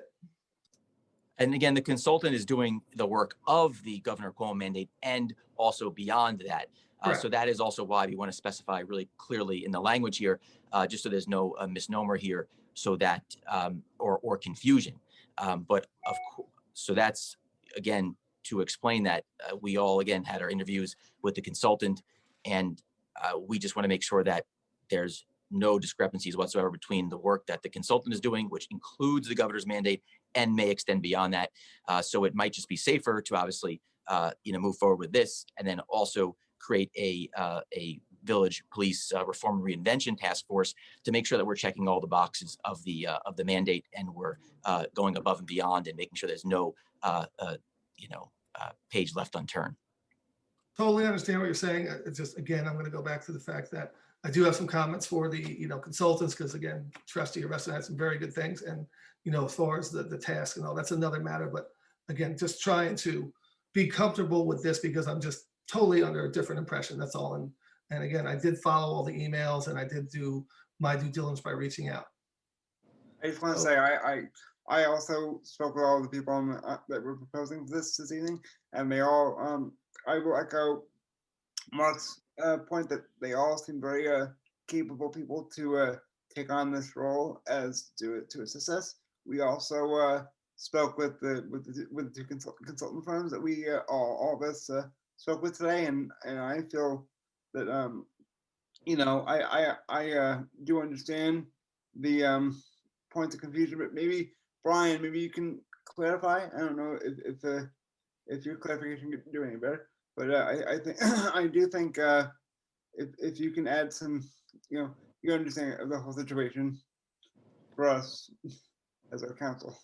So sure. So I mean, I think there's going to be, I think what the mayor's strategy is really kind of pursuing two tracks. There's the 203 track, which is the governor's executive order track, which we were all talking about, knowing that we have to get that done. And I think that the mayor's goal on this particular task force, on the people who are proposed for appointment tonight in resolution number 1, and then the appointment of the professional advisor in number 2, is to pursue a more generalized reorganizational review, operational review of the police department, beyond just the mandate set forth in the governor's order 203. Is that correct, Mayor? That's correct. Okay, I follow that. I just, like I said, in all honesty, I wasn't aware of it till now. So, we can go ahead and move forward. I'd like to be recognized, Mr. Mayor. Feel free. I mean, you feel free. Can I just one quick question, because this is, when I spoke to everyone on that list yesterday as well, and including today, and they all believe that their mandate is the governor's reform, at least from what my conversations with them were. And in fact, some of them have the reform and spoken with it. Some of them hadn't. Nowhere did it come after. It only kind of did I cop on today when we were talking with one of the firms, and they said something about a later date. And I reminded, and I actually talked to Trustee McLaughlin about this, that really it is the April 1st is the deadline for the village to bring in and adhere to the government mandate. And I think all 5 people are wonderful, and they would probably have a lot to offer, on that. I do think that there are other people that could be added, and I agree if we could add some more, especially because on page 110 of the police reform, it says the executive order identifies some of the key stakeholders who must be involved, and there are 6 groups. I think that we only, in the 5 that we have, it only attests to kind of one of the groups. And so I'd love to see a couple more people added to try and help out. I'm not sure that we need both, especially providing going on past into June 1, or an entire other group. But my main point is that, again, this is something that has changed. I did receive all the emails. I do see under our RFP that we went out to, because we're hiring a firm to do the government mandate. And I want to make sure that as well as then whatever else they are doing is within the RFP, because it would be a huge liability for us to offer out a contract to somebody under an RFP that then does work outside of what the RFP mandate is. So please, please, please let us make sure that our RFP is in line, because if we have put out an RFP that doesn't include this added work that is now going to be done, do all the firms understand that? Will they come back with additional pricing for us? And what will that be? Because it is something, again, being on the SYS board and working very closely with companies and RFPs, it is very, very narrow scope of work that can be done. All right, Trustee Plow, thank you for the comments. The only thing I would add, I'd like to turn this over to Trustee Aresta. You're right. As you identified in that report, this is exactly why we have to do this, is because you mentioned there's multiple key stakeholders. So we don't want to basically have a committee that doesn't include all of those key stakeholders, which is why we actually want to have this committee, which is a completely independent committee, which is a bridge, an independent bridge to help us oversee this process. And then also include all of those key stakeholders, which we have to do given the governor executive order. So that actually was very helpful, because you actually pointed out exactly why we need to make this change. I didn't obviously want to make this change. This was just brought to my attention, before the meeting. So that's why we're making this quick change. Then can I ask, Mr. Mayor, have you spoken to all 5 of the candidates that you want to appoint so that they absolutely and utterly understand what their mandate is? Because I think some of them were very much wanting and helpful to work on the governor's mandate, at least from the 5 that spoke to me, and what they wanted to do. And do they know what it is? Because it's my understanding that not everyone that was asked to be on this committee had spoken to you yet. So have you spoken to all 5 of these people and let them know that this is a change? I think everybody, I think a Trustee Aresta would like to talk. So basically, I'll just answer a few clarifications. First off, this is not people that I would like to appoint. This is board appointments. And as you know, we asked all members of our board to submit names. And so therefore, these are not my appointments. These are board appointments. And ultimately, that's what this is. Now, secondly, these individuals are aware of their exact role. So there is no, they are, you're welcome to speak to them again, but there's no confusion as to what their role is. But I'm going to turn this over to Trustee Aresta, because I think she has some comments. I didn't see this as being that confusing. I mean, they are working with the firm that we're hiring to take care of this, but they are more of a liaison. They're not actually part of that firm, that outside firm that we need. And that's what's mandated by the governor. I think it's a good thing that it is separate. Maybe we should work on that a little bit more. Perhaps add some more people to it. They are part of what's going on the process, but they're not part of the task force itself. I didn't think there was any confusion about that. I see them as an independent and added filter, which is what we need, and community input. And that's the way I saw it being. And I think they understand that they're part of the process, but they're not the task force itself. Okay. And we need that community input, but we also need the outside firm to handle this for us.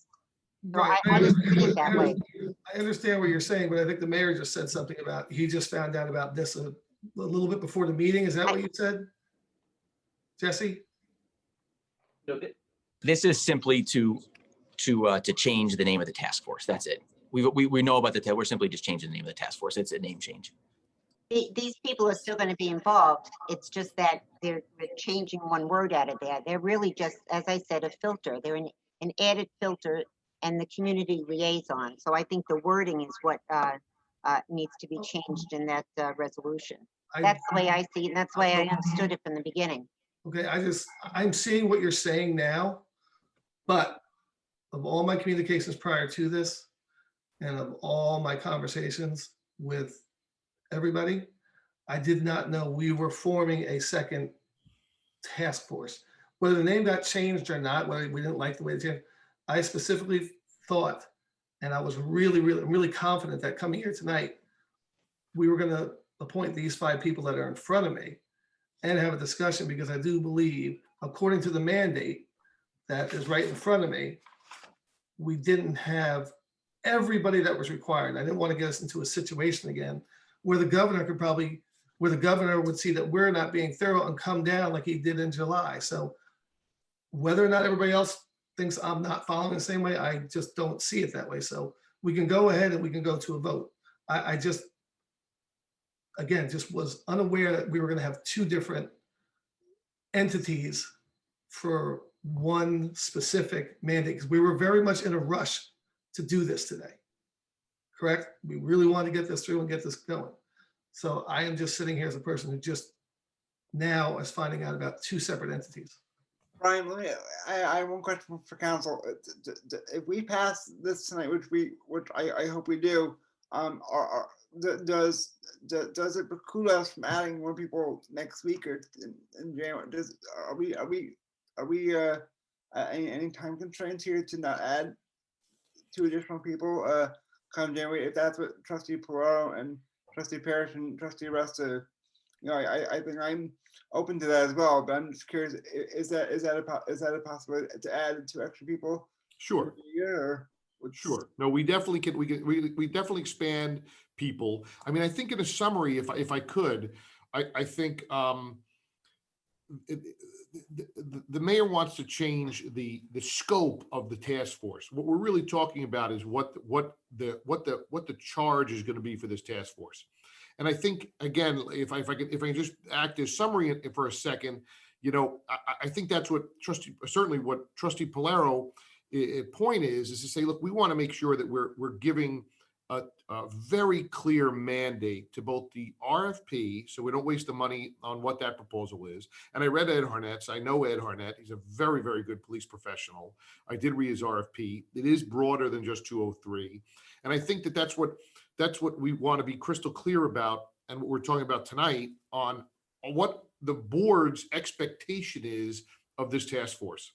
And the mayor wants to change the task force from not this particular task force, these appointees tonight, not necessarily limited to the Executive Order 203, but a broader review in cooperation with Edmund Harnett. And I think that's the crux of the debate tonight, not necessarily the qualifications. We all find these people qualified and certainly thankful for their service and volunteerism for the betterment of the village. But I think it's the mayor. Stop me if I'm mischaracterizing your approach. But I think it's that we want to broaden this to allow itself to be as broad as the RFP proposal is from Edmund Harnett, and then subsequent to this, move forward with the Executive Law 203 process, which at the last meeting at the work session, Chief Cummings testified he was working on already and is in process to a certain extent. And again, I feel very good about the Village of Southampton Police Department, because we are an accredited police department, which is not something we ever want to look past. That is not an easy thing to get. We've had it for many, many years. Sounds right. I mean, Brian, again, this was based upon, your guidance. I mean, ultimately, we took the lead from you and your guidance here as far as the name change. Otherwise, I'm just trying to carry out your strategy change on what the mandate was going to be. The direction. So it was a strategy broader than 203. And I just wanted to, I was just looking at the RFP that Mr. Hartnett it's one of the proposers that submitted the proposal in response to the RFP. The project objectives, the Village of Southampton is seeking an appropriately qualified police operations consulting firm to assist the village in performing a comprehensive review of current police policies, procedures, and practices, and addressing potential racial bias in the policing of the community as per Governor Cuomo's executive order. And the police consulting group will also provide a review of the basic tasks and functions of the police department, village's police department, in connection with the executive order and other matters as directed by the Board of Trustees. A 5-member police commission consisting of village residents will work directly with the consulting group in executing the agenda and priorities of the consulting study. Okay, so when did that come out? That was the RFP that we adopted and we sent out to everybody when we first went and advertised it. That was the request. Okay, that clarifies it, because again, I did not see that RFP. So that clarifies what this is again. So just to be clear, I wasn't objecting to the people here. I was just trying to figure out where that task force came from. And I think to that point, I think that the mayor wants to broaden this scope that it's not just 203, but he wants to broaden the scope to be a more encompassing review as contemplated by the RFP and the proposal. That I understand. Charlene, what you just read, that was coming back from the consultant, correct? That was actually the RFP document that was sent out to all the consultants. And it was posted, we had a notice of RFP in the paper, and we told people to respond to the website and to send an email to me, and this was the actual RFP. So did that RFP change from what you sent then on November 17th? No. Yeah, because I'm just looking, because I reread that just now, and the scope of work is just slightly different. So again, as long as, and this is, I just want to make sure, because this is a line that will be very tough to cross for all board members and the mayor and the village.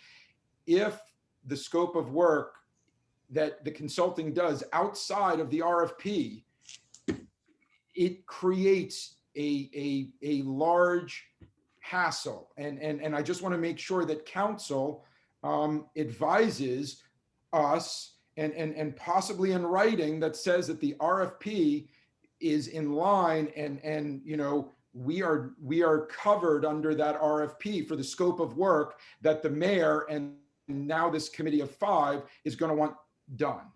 Because it is slightly different, again, from my understanding of what we were tasking the consultant to do, as well as that committee of 5. And again, let's not forget that this governor's mandate does not say we have to hire someone.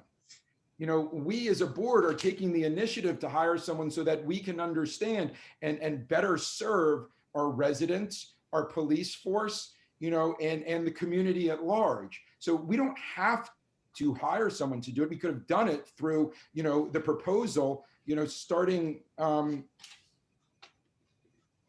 key organizing principles, that on page 110 of this mandate talks about what the governor sees as an action plan going forward, which I do understand that the chief is working from. And, phase 3 kind of goes November and December, which is drafting a plan. So, I'm hoping that the police chief is doing that and we'll be able to share that then with our consulting firm to show what's going forward and how it is, and the consulting firm will work and make sure that that is done in a timely fashion so we can meet the governor's mandate of April 1st or sometime in March so that we can resolution and pass it, because we have to do that by April 1st. Otherwise, again, the governor can come down and do it himself for us for the review. So in my mind, the governor's mandate is priority 1. For all of this, everything else, and again, I don't have a problem if we want to look at in a larger scope, but everyone should be focused on the governor's mandate until that is finished. The consultant, team, and all of it. Thank you, Trustee Palaro. Joe, I'll get you in a second. The only thing I just want to add before is, as you know, and as everyone knows, this is a board decision. The board oversees the police. So I just don't think it's fair. Andrew, for example, say this is what I want. This is not what I want. We have 5 members of the board. We all have to work together in this. We all have one vote. We all oversee the village. And so ultimately, this is not one person's doing. This is a group and 5-person effort. So I just don't think that is a fair assessment of what is going on here. Again, I just, pointed something out that I thought we should be aware of, simply so we're in line with what needs to get done. But ultimately, this is not me. This is a 5-person board vote here, and a board decision. So let's also obviously work together here and figure this out together. I agree 100%, Mr. Mayor, and it is a 5-person vote. And I believe coming into this meeting that as the resolution drafted, as it is stated on the agenda for the Governor Cuomo's task force, it was a 5-0 vote. I'm not necessarily saying that it might change with what the strategy change that you, and I'm sorry, it is you, because you are changing the strategy of what is being done. And Counselor just stated that. So and Trustee Palaro, I think you're incorrect in saying that. I mean, Charlene just read the original RFP that was sent out in November.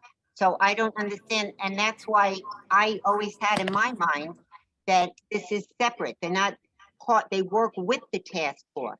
And I think it's necessary that, well, I am sure we are capable of analyzing our department's outside professional opinions will give us the holistic approach that we need to make sure we are providing the most efficient and effective way of doing things for our residents here.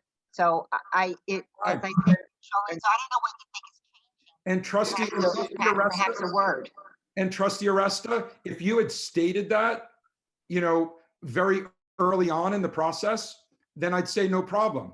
But what I have been led to believe, and what I think the public should know, and I think that they are hearing it from everyone, is that there are going to be 2 different groups, which again, tonight is the first time that I have heard that there will be 2 different groups. It was that this is the task force. It is the way that the resolution was written. It is the way that the public understood it. It is the way that I was. So all I am asking is for you for everyone to understand and for the public to be informed. Again, I don't have a problem with the people that are on and all of this. I just want to make sure that the public is informed of the change in strategy and the change in what is going forward. I don't see any change in strategy. I think it's the same strategy. Can I make a suggestion? Can we table this? And then when we come back, we can do, if we're going to have 2, we can do both of them then, because obviously, like the mayor said, I did give you 2 names. Those 2 names are not on this list. So if you're thinking of bringing in another group, that gives us more time to start working on that one too. So again, Joe, you had done this before in a previous meeting, the table, and it worked. And I'm going to suggest the same thing. So if the board, and we can move on because we do have to get to the consultant side. And I think all the stuff can be worked out by the next meeting. Okay, so explain this to me, table it until when? Till the end of this meeting? No, till January 10th meeting. It's actually January 14th. January 14th, because then we'll also be doing, now that I'm learning, another one. I just think that it would make sense to do that. And I'm following Trustee McLaughlin's lead from another time when we were at a confusing point, and he came up with a table and it was very successful.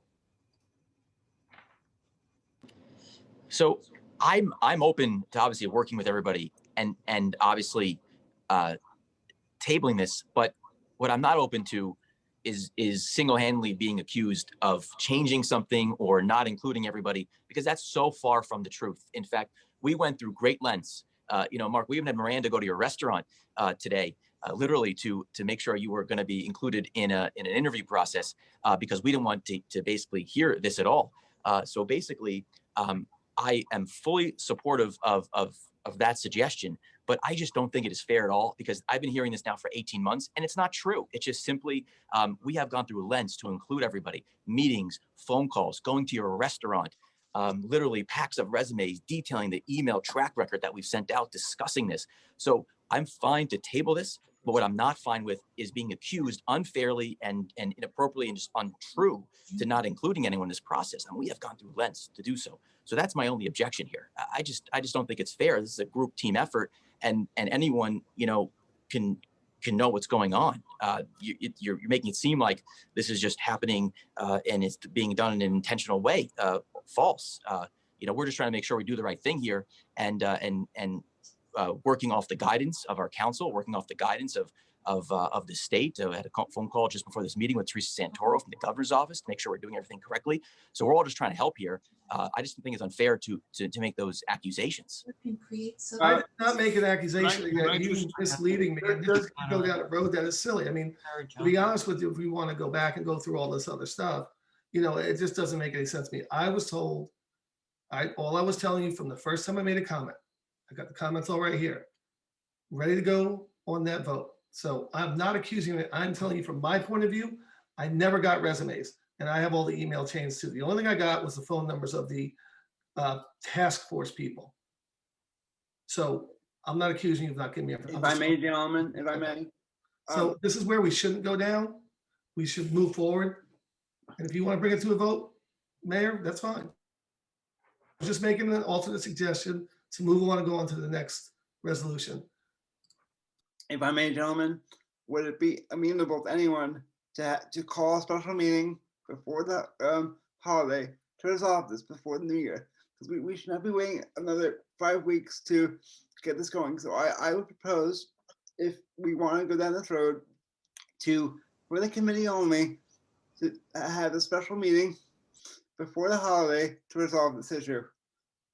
Is that gonna give us enough time? Because I do not feel waiting 5 weeks to get this committee together is fair to them, nor is it fair to the timeline that we have of April 1st. So, Mayor, would you be open to calling a special meeting next week or the week after, before the holiday? I think it's an excellent idea. It'll give us some more time to discuss this again. It's good thinking, Joe. Thank you, Joe. Trustee Parrish? Thank you, Joe. Okay.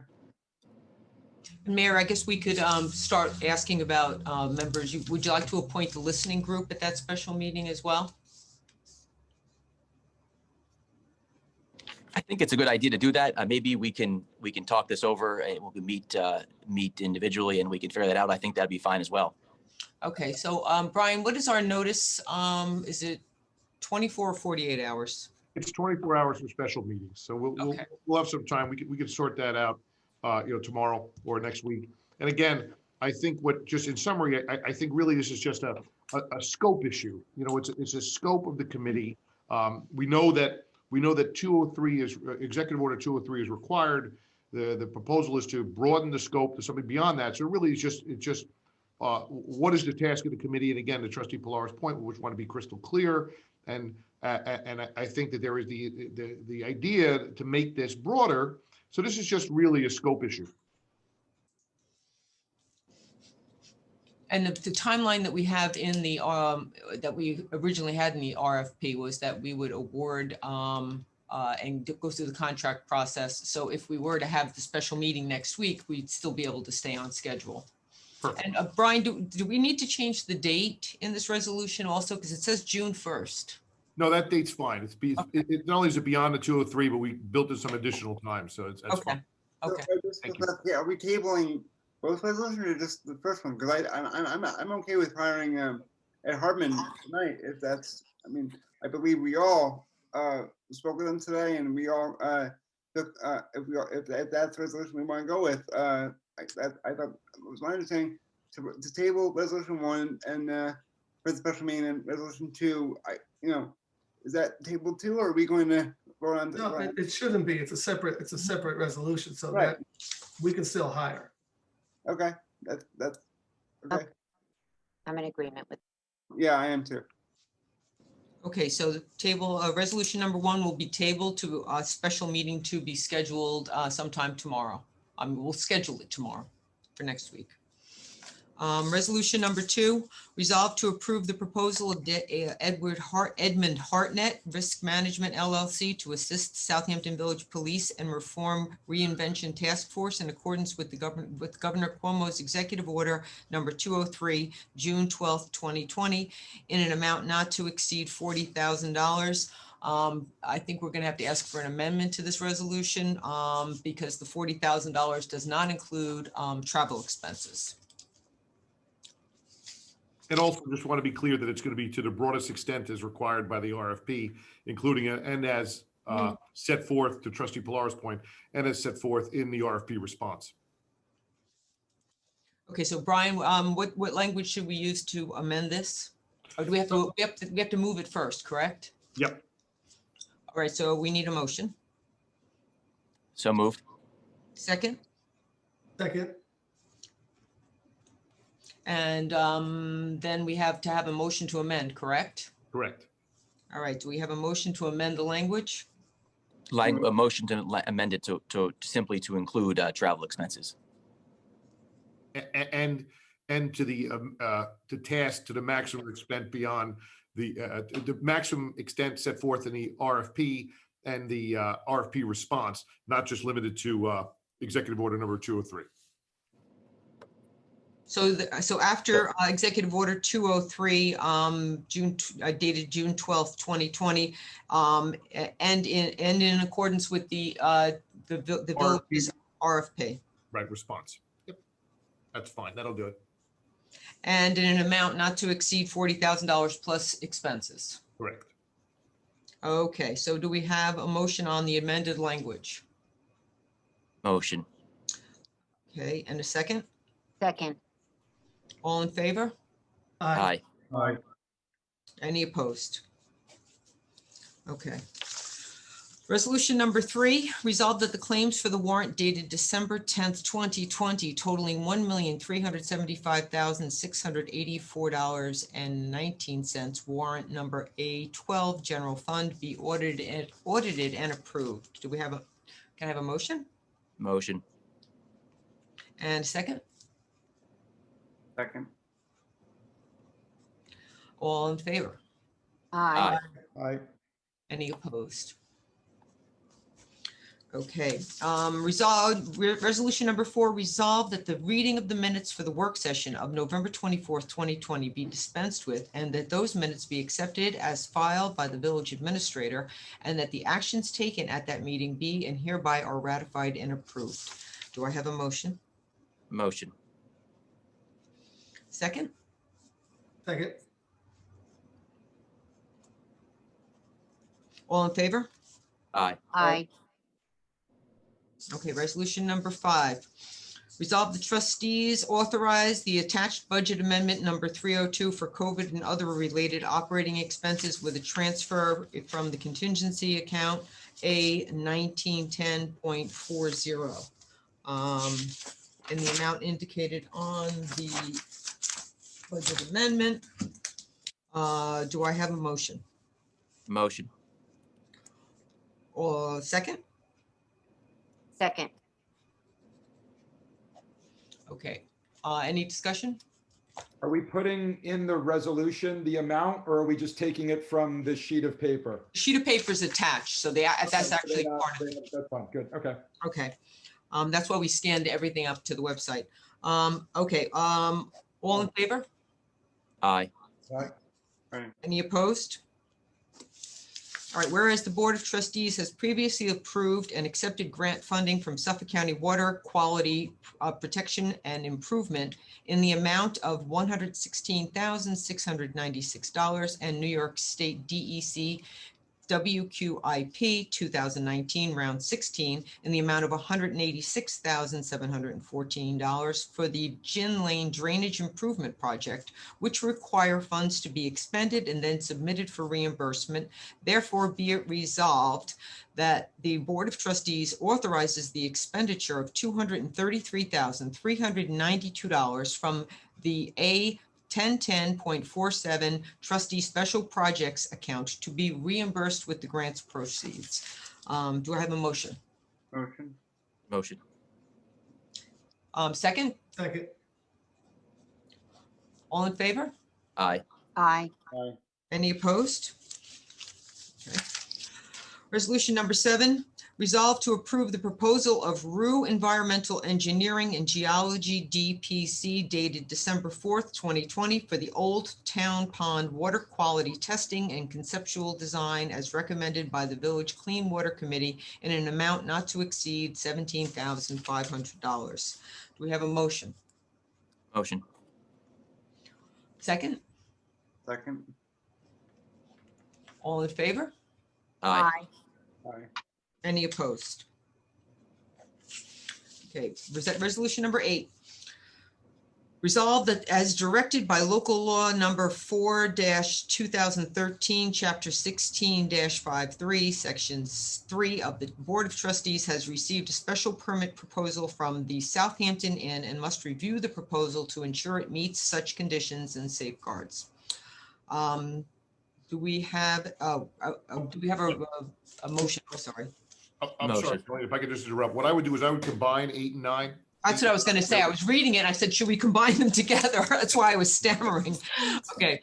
And be it further resolved to Yes. schedule a public hearing for Thursday, January 14th at 6 p.m. to consider the application of 71 Hill LLC requesting a special permit for a transient hotel and workforce housing pursuant to Chapter 116, Article 2, Section 116-5 of the Code of the Village of Southampton for the property located at 71 and 91 Hill Street, Southampton, New York, Suffolk County, tax map numbers 0904-0006.00-01-00007.000 and 0904-006.00-01.00-008.000.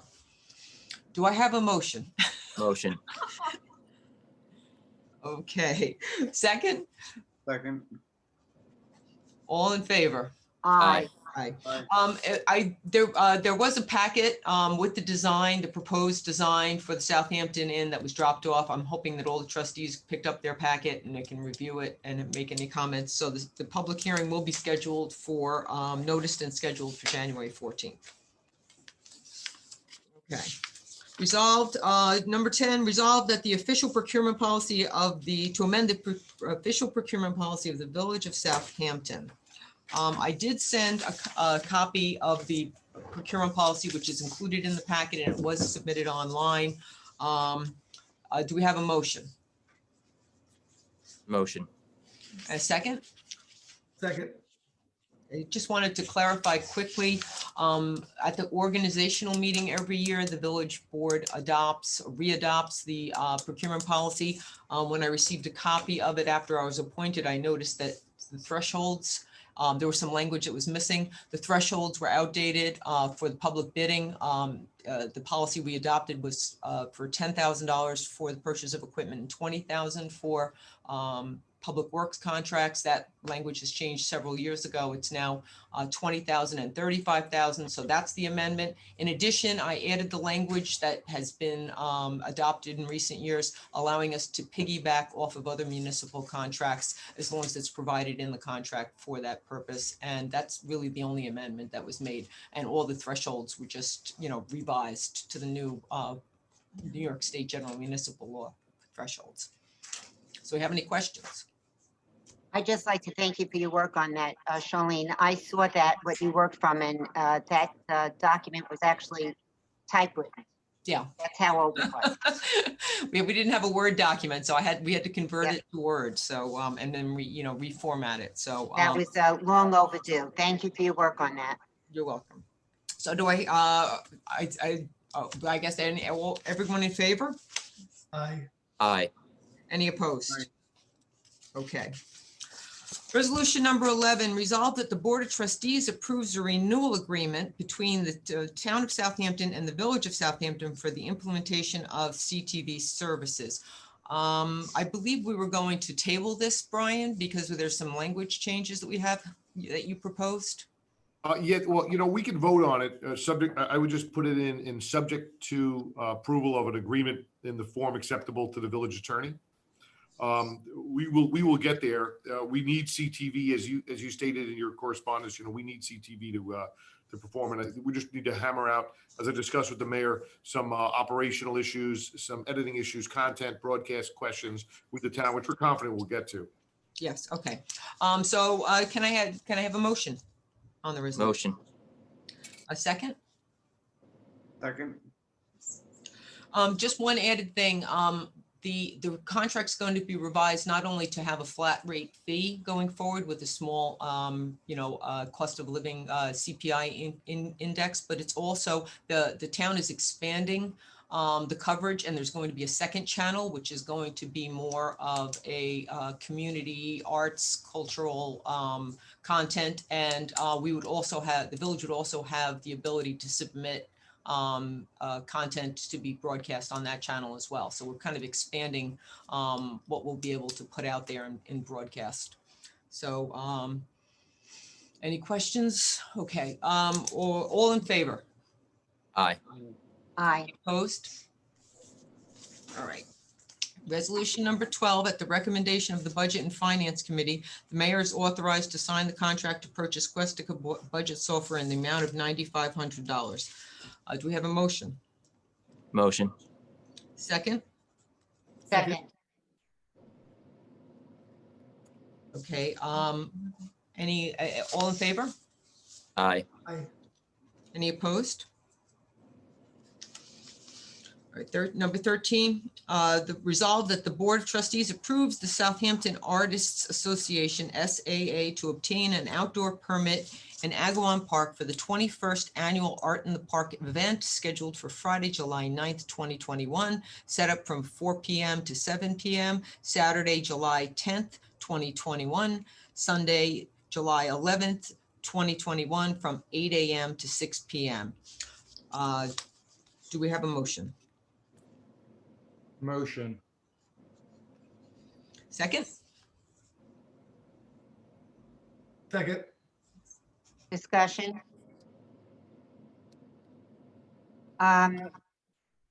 It says Agawam Park here. What happens with the farmers that weekend, the farmers market? I hope we are not ousting them. Is this going to be shared between the two different groups? Well, The park, I'm talking about the lawn, our big Agawam Park lawn. right. And as I stated in my emails to everyone and shared with you, that prior to last summer, when that board allowed the change in venue for the farmers market from the Southampton Arts Center to Lake Agawam, it was, the Art in the Park had always been there for the full weekend. And last year, because of COVID, we kind of merged the two. And so this year, yes, I would ask and have actually, I know that the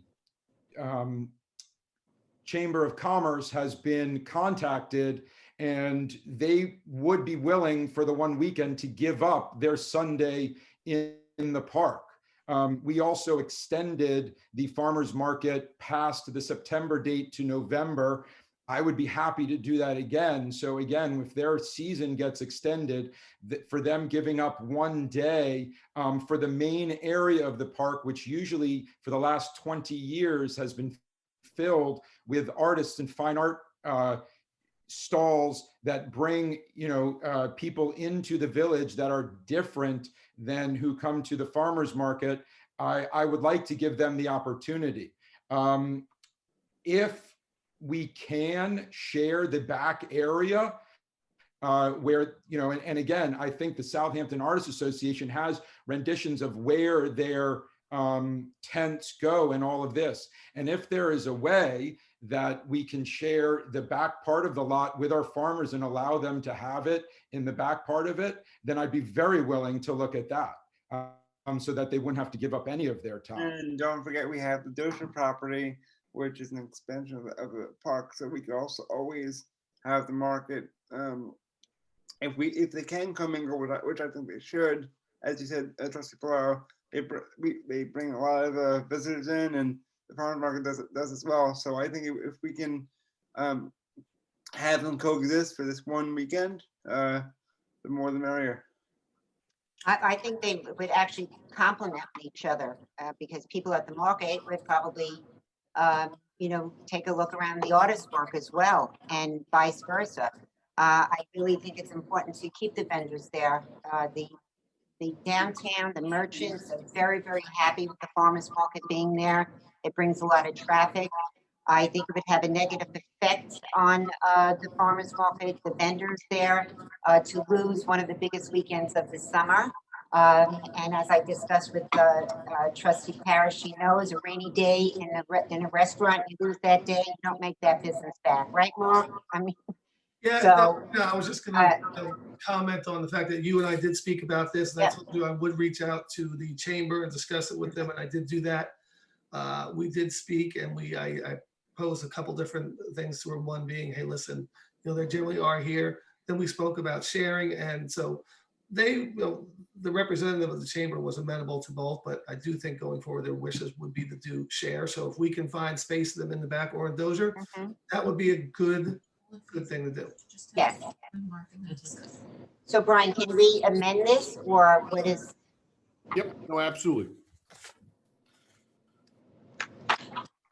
Okay, so let's make that amendment. And once again, this is just another perfect example of, from time to time, sometimes resolutions need to be amended. It's a team effort. We do this together. We have our discussion. No one's trying to do anything out of the ordinary. So just another example of how resolutions can get amended. So Brian, we'll let you amend that for us, and then we can go amend and make the next motion. So the amendment would be that it would not be exclusive on the use. That was all, correct? Right.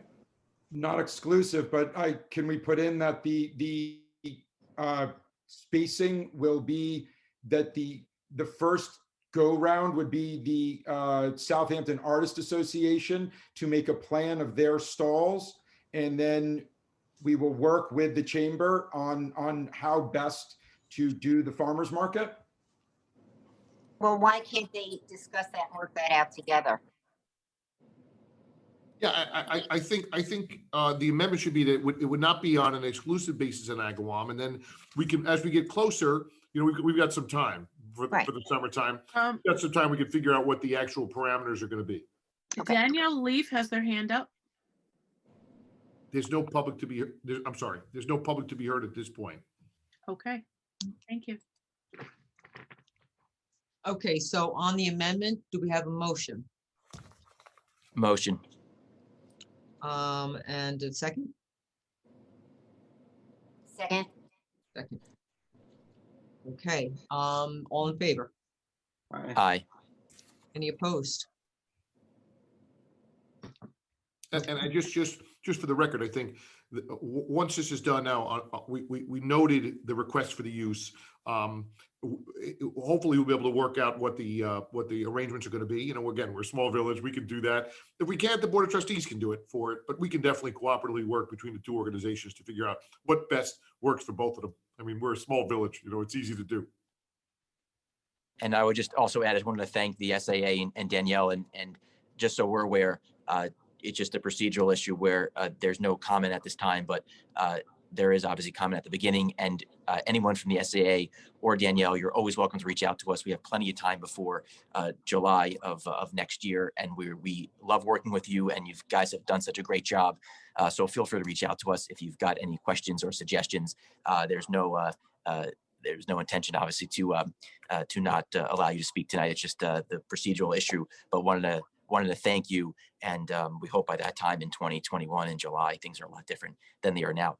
So anyway, thanks everyone, and we can keep on moving here. Okay, resolution number 14.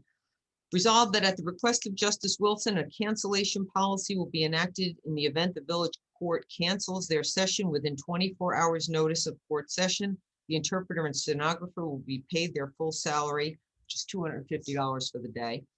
As it is a fair agreement and in consideration of their commitment to work as requested, there was a small amendment to this to make it effective November 1st, 2020. Do we have a motion? Motion. And a second? Second. And on the amendment, we have a motion to amend to add the effective date of November 1st, 2020. Motion. Second. Second. All in favor? Aye. Aye. Aye. Any opposed? Okay. Resolved that as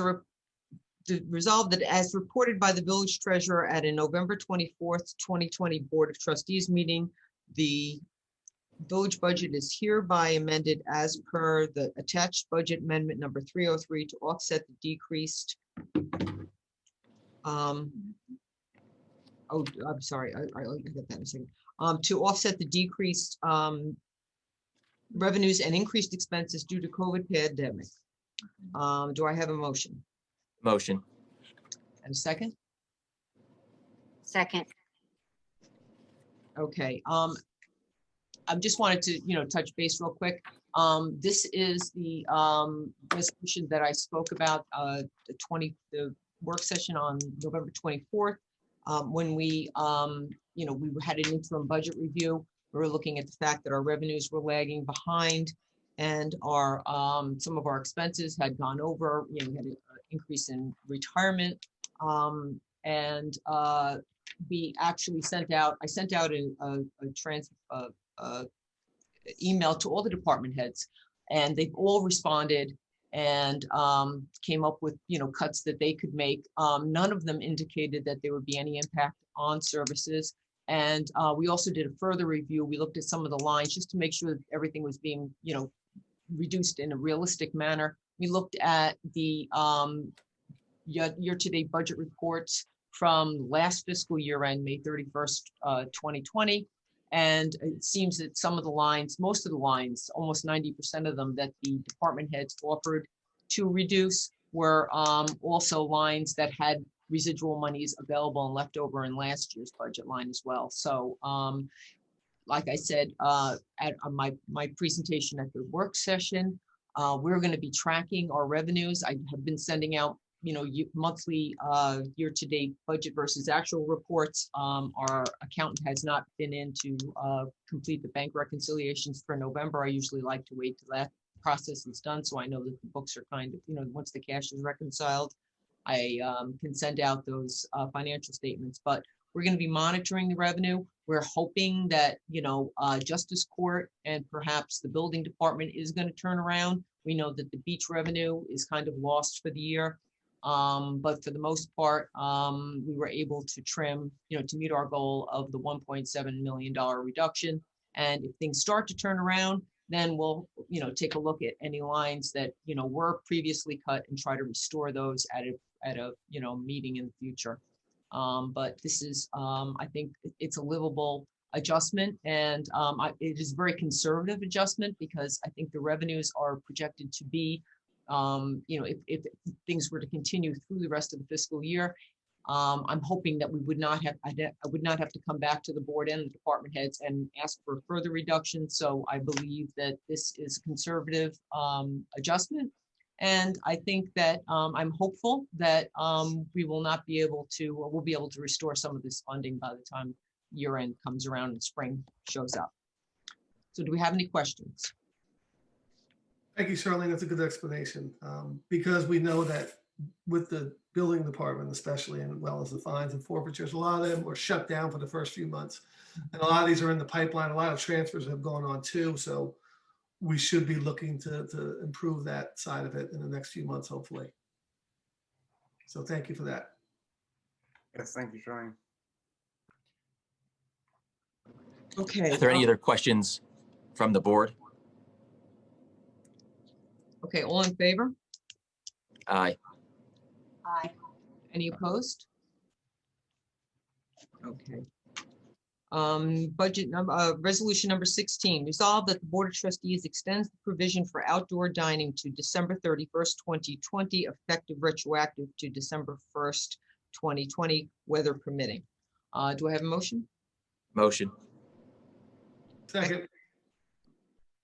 All in favor? Aye. Any opposed?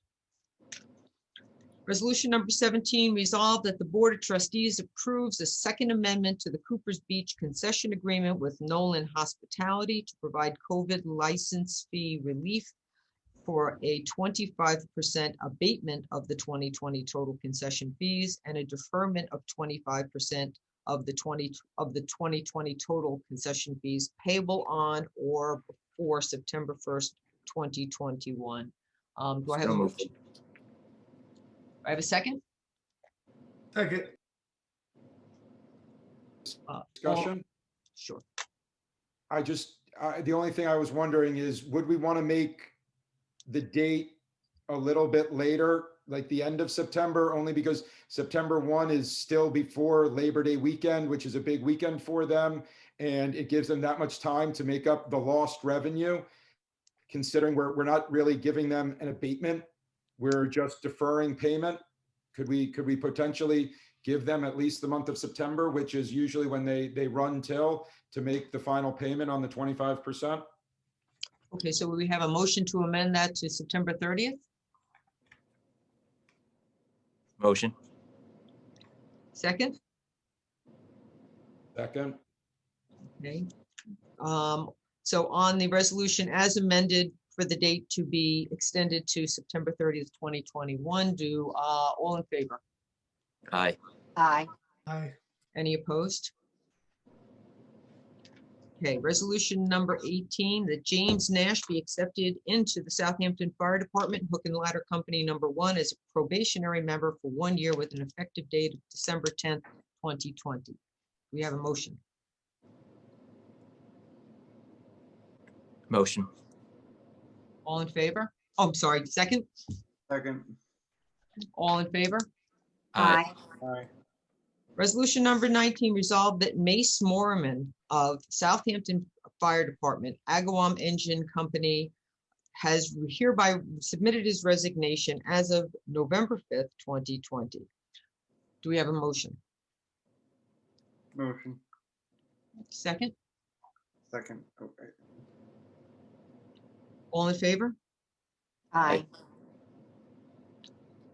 Okay, resolution number 20, that John Donovan of Southampton Fire Department, Southampton Hose Company, has hereby submitted his resignation as of December 1st, 2020. We have a motion. Motion.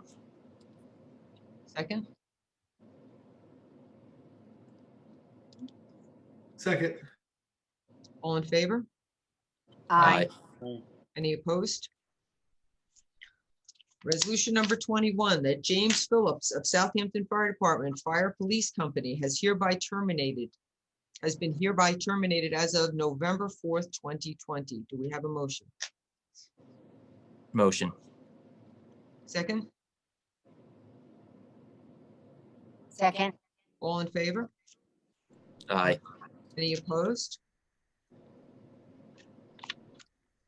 Resolution number 22, resolved that the Board of Trustees hereby approves the hiring of Lydia Palmers as a student intern in Village Hall effective December 11th, 2020 at an hourly rate of $15. We have a motion. So moved. Second? Second. All in favor? Aye. Any opposed? Resolution number 23, whereas the Old Town Pond and Wickapog Pond Management Plan of 2020 was prepared by the Clean Water Committee to develop practical mitigation, management, and restoration strategies to improve the water quality of Old Town Pond and Wickapog Pond. And whereas the Old Town Pond and Wickapog Management Plan of 2020 sets forth proposed actions that may be undertaken by the Village of Southampton to mitigate, manage, restore, and revitalize Old Town Pond and Wickapog Pond. And whereas the adoption of the Old Town Pond and Wickapog Pond Management Plan of 2020 is considered a Type 2 action pursuant to 6 NYCRR Part 617.5 SECRA, and whereas pursuant to 6 NYCRR Part 617-.1 subsection 1I, environmental review of a Type 2 action is not required, not therefore be it resolved that the Board of Trustees that pursuant to 6 NYCRR Part 617.524, the adoption of the Old Town Pond and Wickapog Pond Management Plan of 2020 is considered a Type 2 action, and that pursuant to 6 NYCRR Part 617.6(1)(I), no environmental review will be undertaken by the Board of Trustees, and be it further resolved that the Old Town Pond and Wickapog Pond Management Plan of 2020 is hereby approved and adopted. Do I have a motion? Motion. And a second? Second. All in favor? Aye. Aye. Any opposed? Charlene, I Resolution. think you should get hazardous duty pay for that, Charlene. That was the biggest Like mouthful I think ever. So numbers, consonants, that was very good. Auction. Very good. My next career. Resolution number 24, resolved that the Board Oh, of Charlene, we could probably withdraw that one because we're keeping it open. 24 is going to be adjourned to the. Oh, that's right. That's the accessory apartment. Sorry, we're going to table that. 20 is resolution number 25, whereas the Board of Trustees hereby adopts local law number 11/2020 to add chapter 49A to the Village Code to establish a community choice aggregation energy program. Do I have a motion? Motion. Second? Andrew, second. Second. Sorry, I was on mute. All in favor? Aye. Aye. Any opposed? I can also save you, since you earned your money on the last resolution, Charlene, if you don't mind, I can save you on 26. And you can just read the last, now therefore be it resolved paragraph, and then I can explain it to the board. Now, therefore, be it resolved that the mayor is authorized to enter an intermunicipal agreement with the County of Suffolk in a form to be approved by the village attorney for participation in the county's Stop Arm Law program. Do we have a motion? Motion. And a second? Second. And I'll turn it over to the village attorney. Okay, thanks, Charlene. So this is a state mandate that was drafted in the last legislative session that approved cameras on bus stop arms for almost like a red light camera program on people who pass buses. There are some very unusual aspects of the state legislation. For instance, I don't actually think that they contemplated that there were villages outside, within these counties that have their own police forces. And it's awkward in Suffolk County in that we have that situation on the East End. So while it must be by state mandate a county program, they entered an RFP and entered an agreement with a consultant to process these tickets. So the school district of Southampton, the Southampton School District, in which the village is wholly located, authorized the installation of these stop arm cameras. So with that, to be able to process the violations that occur within the village, we have to participate in this program. Do I think that the state may change this program in the future to potentially think about those East End consequences of villages having justice courts and police departments? Yes.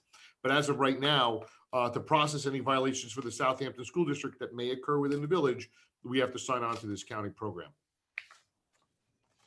And just to explain a little further, we had a conversation with the county executive's office. This program does provide a revenue stream, albeit a very small percentage of the fine is collected by the village.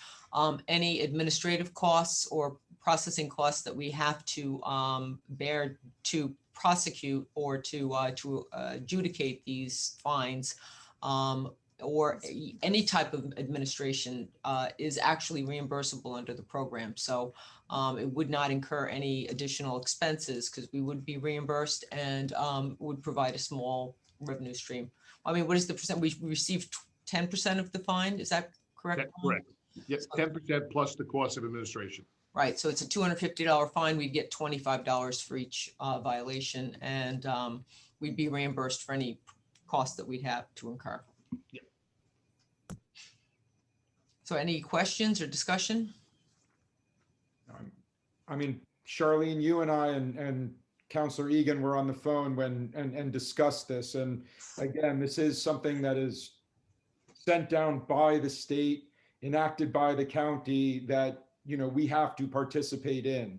And, while it will be, timely for one of our workers to go through it, and we really won't make that much on it, I think it would be horrendous for us not to participate in it. And God forbid that, a school-age child could be harmed during a crossing of the road and not have the camera, not have anything on there, or even the potential of it, and the liability for the village could be very big. So it's something that we discussed, and I think it's very important for our residents to understand and know.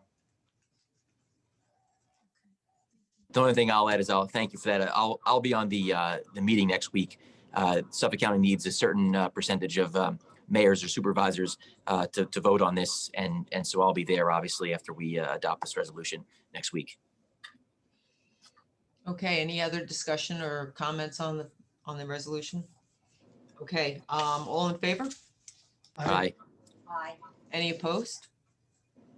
Okay, right on to there are no mayoral appointments, so I suppose we would move to comments from the board. That's right. So thank you very much, Charlene. We are at comments from the board. So Trustee Resta, you can begin. Thank you. First, even though Kathy's going to yell at me for this, but I want to congratulate Kathy. Her work ethic is inspirational. I thank her for her service to our country, and I'm so happy that she's on board here at Village Hall. So congratulations on being Employee of the Month. I'd like to also thank the mayor for working collaboratively with Baseline Labs, bringing more needed COVID testing into our village. I know he's worked very hard on that. Thank you, Mr. Mayor, for looking out for all of us here at Southampton Village. Don't forget the Polar Bear Plunge on Saturday. And I was asked by Hilton to just mention if you are going to be there at the plunge, please stay in your car. So that comes from Hilton, from Heart of the Hamptons. And lastly, I'd like to thank all the members of the Department of Public Works. They work so hard to make our village look so beautiful and festive at this time of year. And I think it's very uplifting to people just to be able to stroll through the village and see how pretty it looks. And lastly, I'd like to wish everyone a very happy holiday season, a blessed Christmas, and all the best for the new year. Thank Same you. to you, Jean. Thank you. Thank you, Trustee Resta. Trustee McLaughlin. I would echo Gina's, Trustee Resta's comments. Thank you, Gina, and I feel the same way. So I want to mention a few things. First and foremost, I met with the people, with the representatives from the Aqua Center. Both Shirley and I did, and we had a very productive conversation with them. I did send an email to all of you detailing what we discussed, and they all agreed to come meet with us again in February at our work session, which would be a year from when they first approached the village back in February of this year. So I'm looking forward to seeing them again, and all of you can ask questions at the time, or if you have any questions before then, please feel free to ask me, and I will hopefully answer them, or any questions to Charlene as well. Also, I wanted to say, I want to tip my hat to the BRC, Business Relations Committee. They worked very hard with the gift boxes. I'm sure Trustee Parrish can also echo these comments. They're doing a terrific job trying to reach out to the members of the community who are in much need in this holiday season. So I want to thank them for all their hard work. Obviously, as well as our BRC, our first responders, the holiday season with people being out here on the weekends and with COVID still, I'm sure it's more on our first responders, police, fire department, and ambulance. Thank you guys. And also, I also wanted to say, give a shout out to Chief Stevens, who will be stepping down as chief as of December 31st. So I'm looking in my short time is in my short tenure working with him.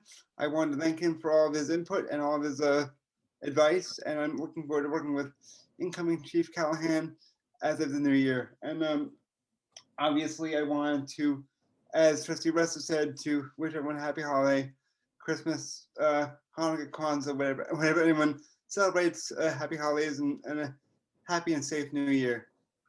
Thanks. And of course, Kathy, of course, thank you for all your hard work, of course. Thank you, Trustee McLaughlin. Thank you, Trustee trustee. Parrish. Yes, congratulations to Kathy. Well done. Thank you to Chief Stevens for your service with the fire department, and best of luck coming into Alfie. Gary Gillespie, I just want to give him an acknowledgement because with all the paving that was being done, there was one particular section of Hill Street that Gary fought for last year that was basically compromised. It wasn't done correctly. Gary went to the company, basically put his foot down and said, hey, listen, you guys need to take care of this. And they honored their word. It was supposed to be done last spring, but COVID hit, but they came through. And last week I had a lot of people that were coming in that were so thankful about Hill Street and all the other areas that got done. So I just want to acknowledge Gary on saving us some money there. Again, echoing Trustee Aresta, I've had a lot of people coming in and talking about the village, and two in particular, along with my sentiments, are thank you to the DPW. You do a lot of work there with this village and making it look beautiful, and everybody is aware of that. And I know you probably don't hear enough, but again, you do an unbelievable job through a tight window and through sometimes not favorable weather. So I just wanted to make sure that you all know that everybody appreciates it, and I know this board does also. And thanks to all the businesses and that came and really lit up their windows and done some great jobs. The village looks spectacular, and I'm very proud of that. And I know this board is proud of that.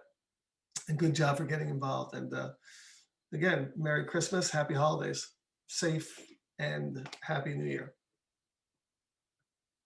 Thank you, Trustee Parrish. Trustee Polaro.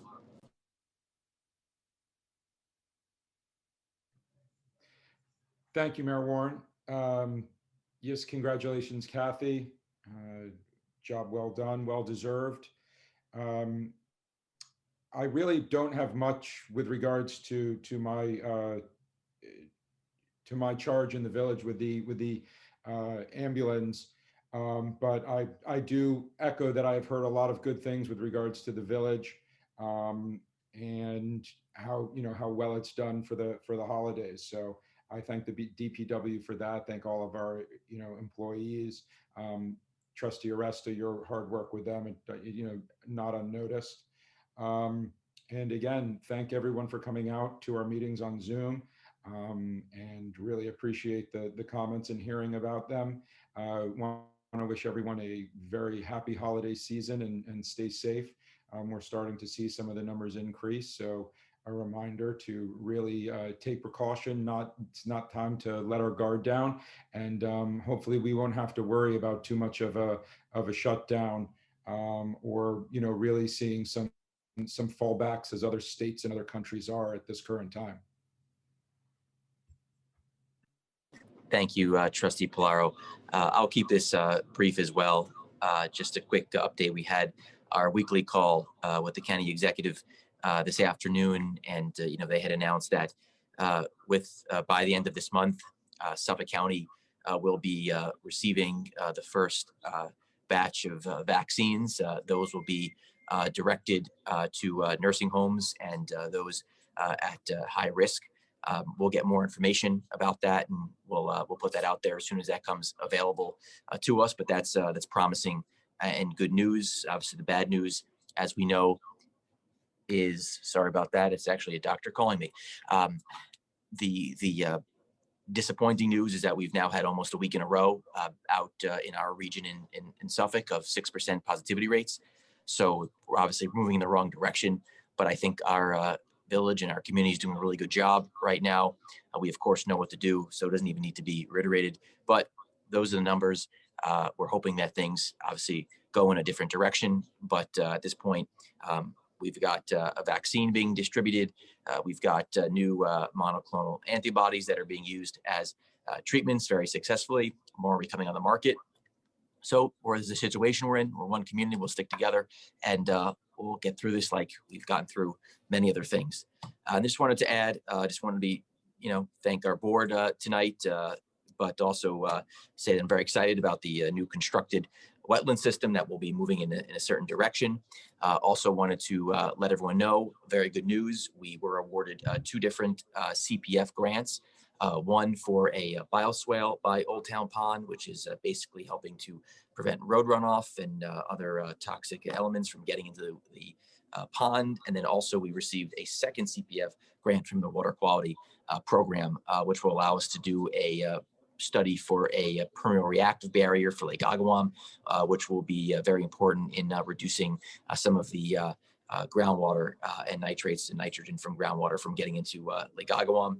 And yes, very excited about the Polar Bear Plunge, the new COVID-19 version. And just thank everybody tonight. Thank our staff. And this will just wanted to thank everybody. So have a good night. Just so we know, we'll move to the motion to adjourn. It doesn't look like there's anything to be discussed for contractual litigation or specific village personnel matters. So with that being said, we can just make a motion to adjourn. Second. All in favor? Aye. Aye. Aye.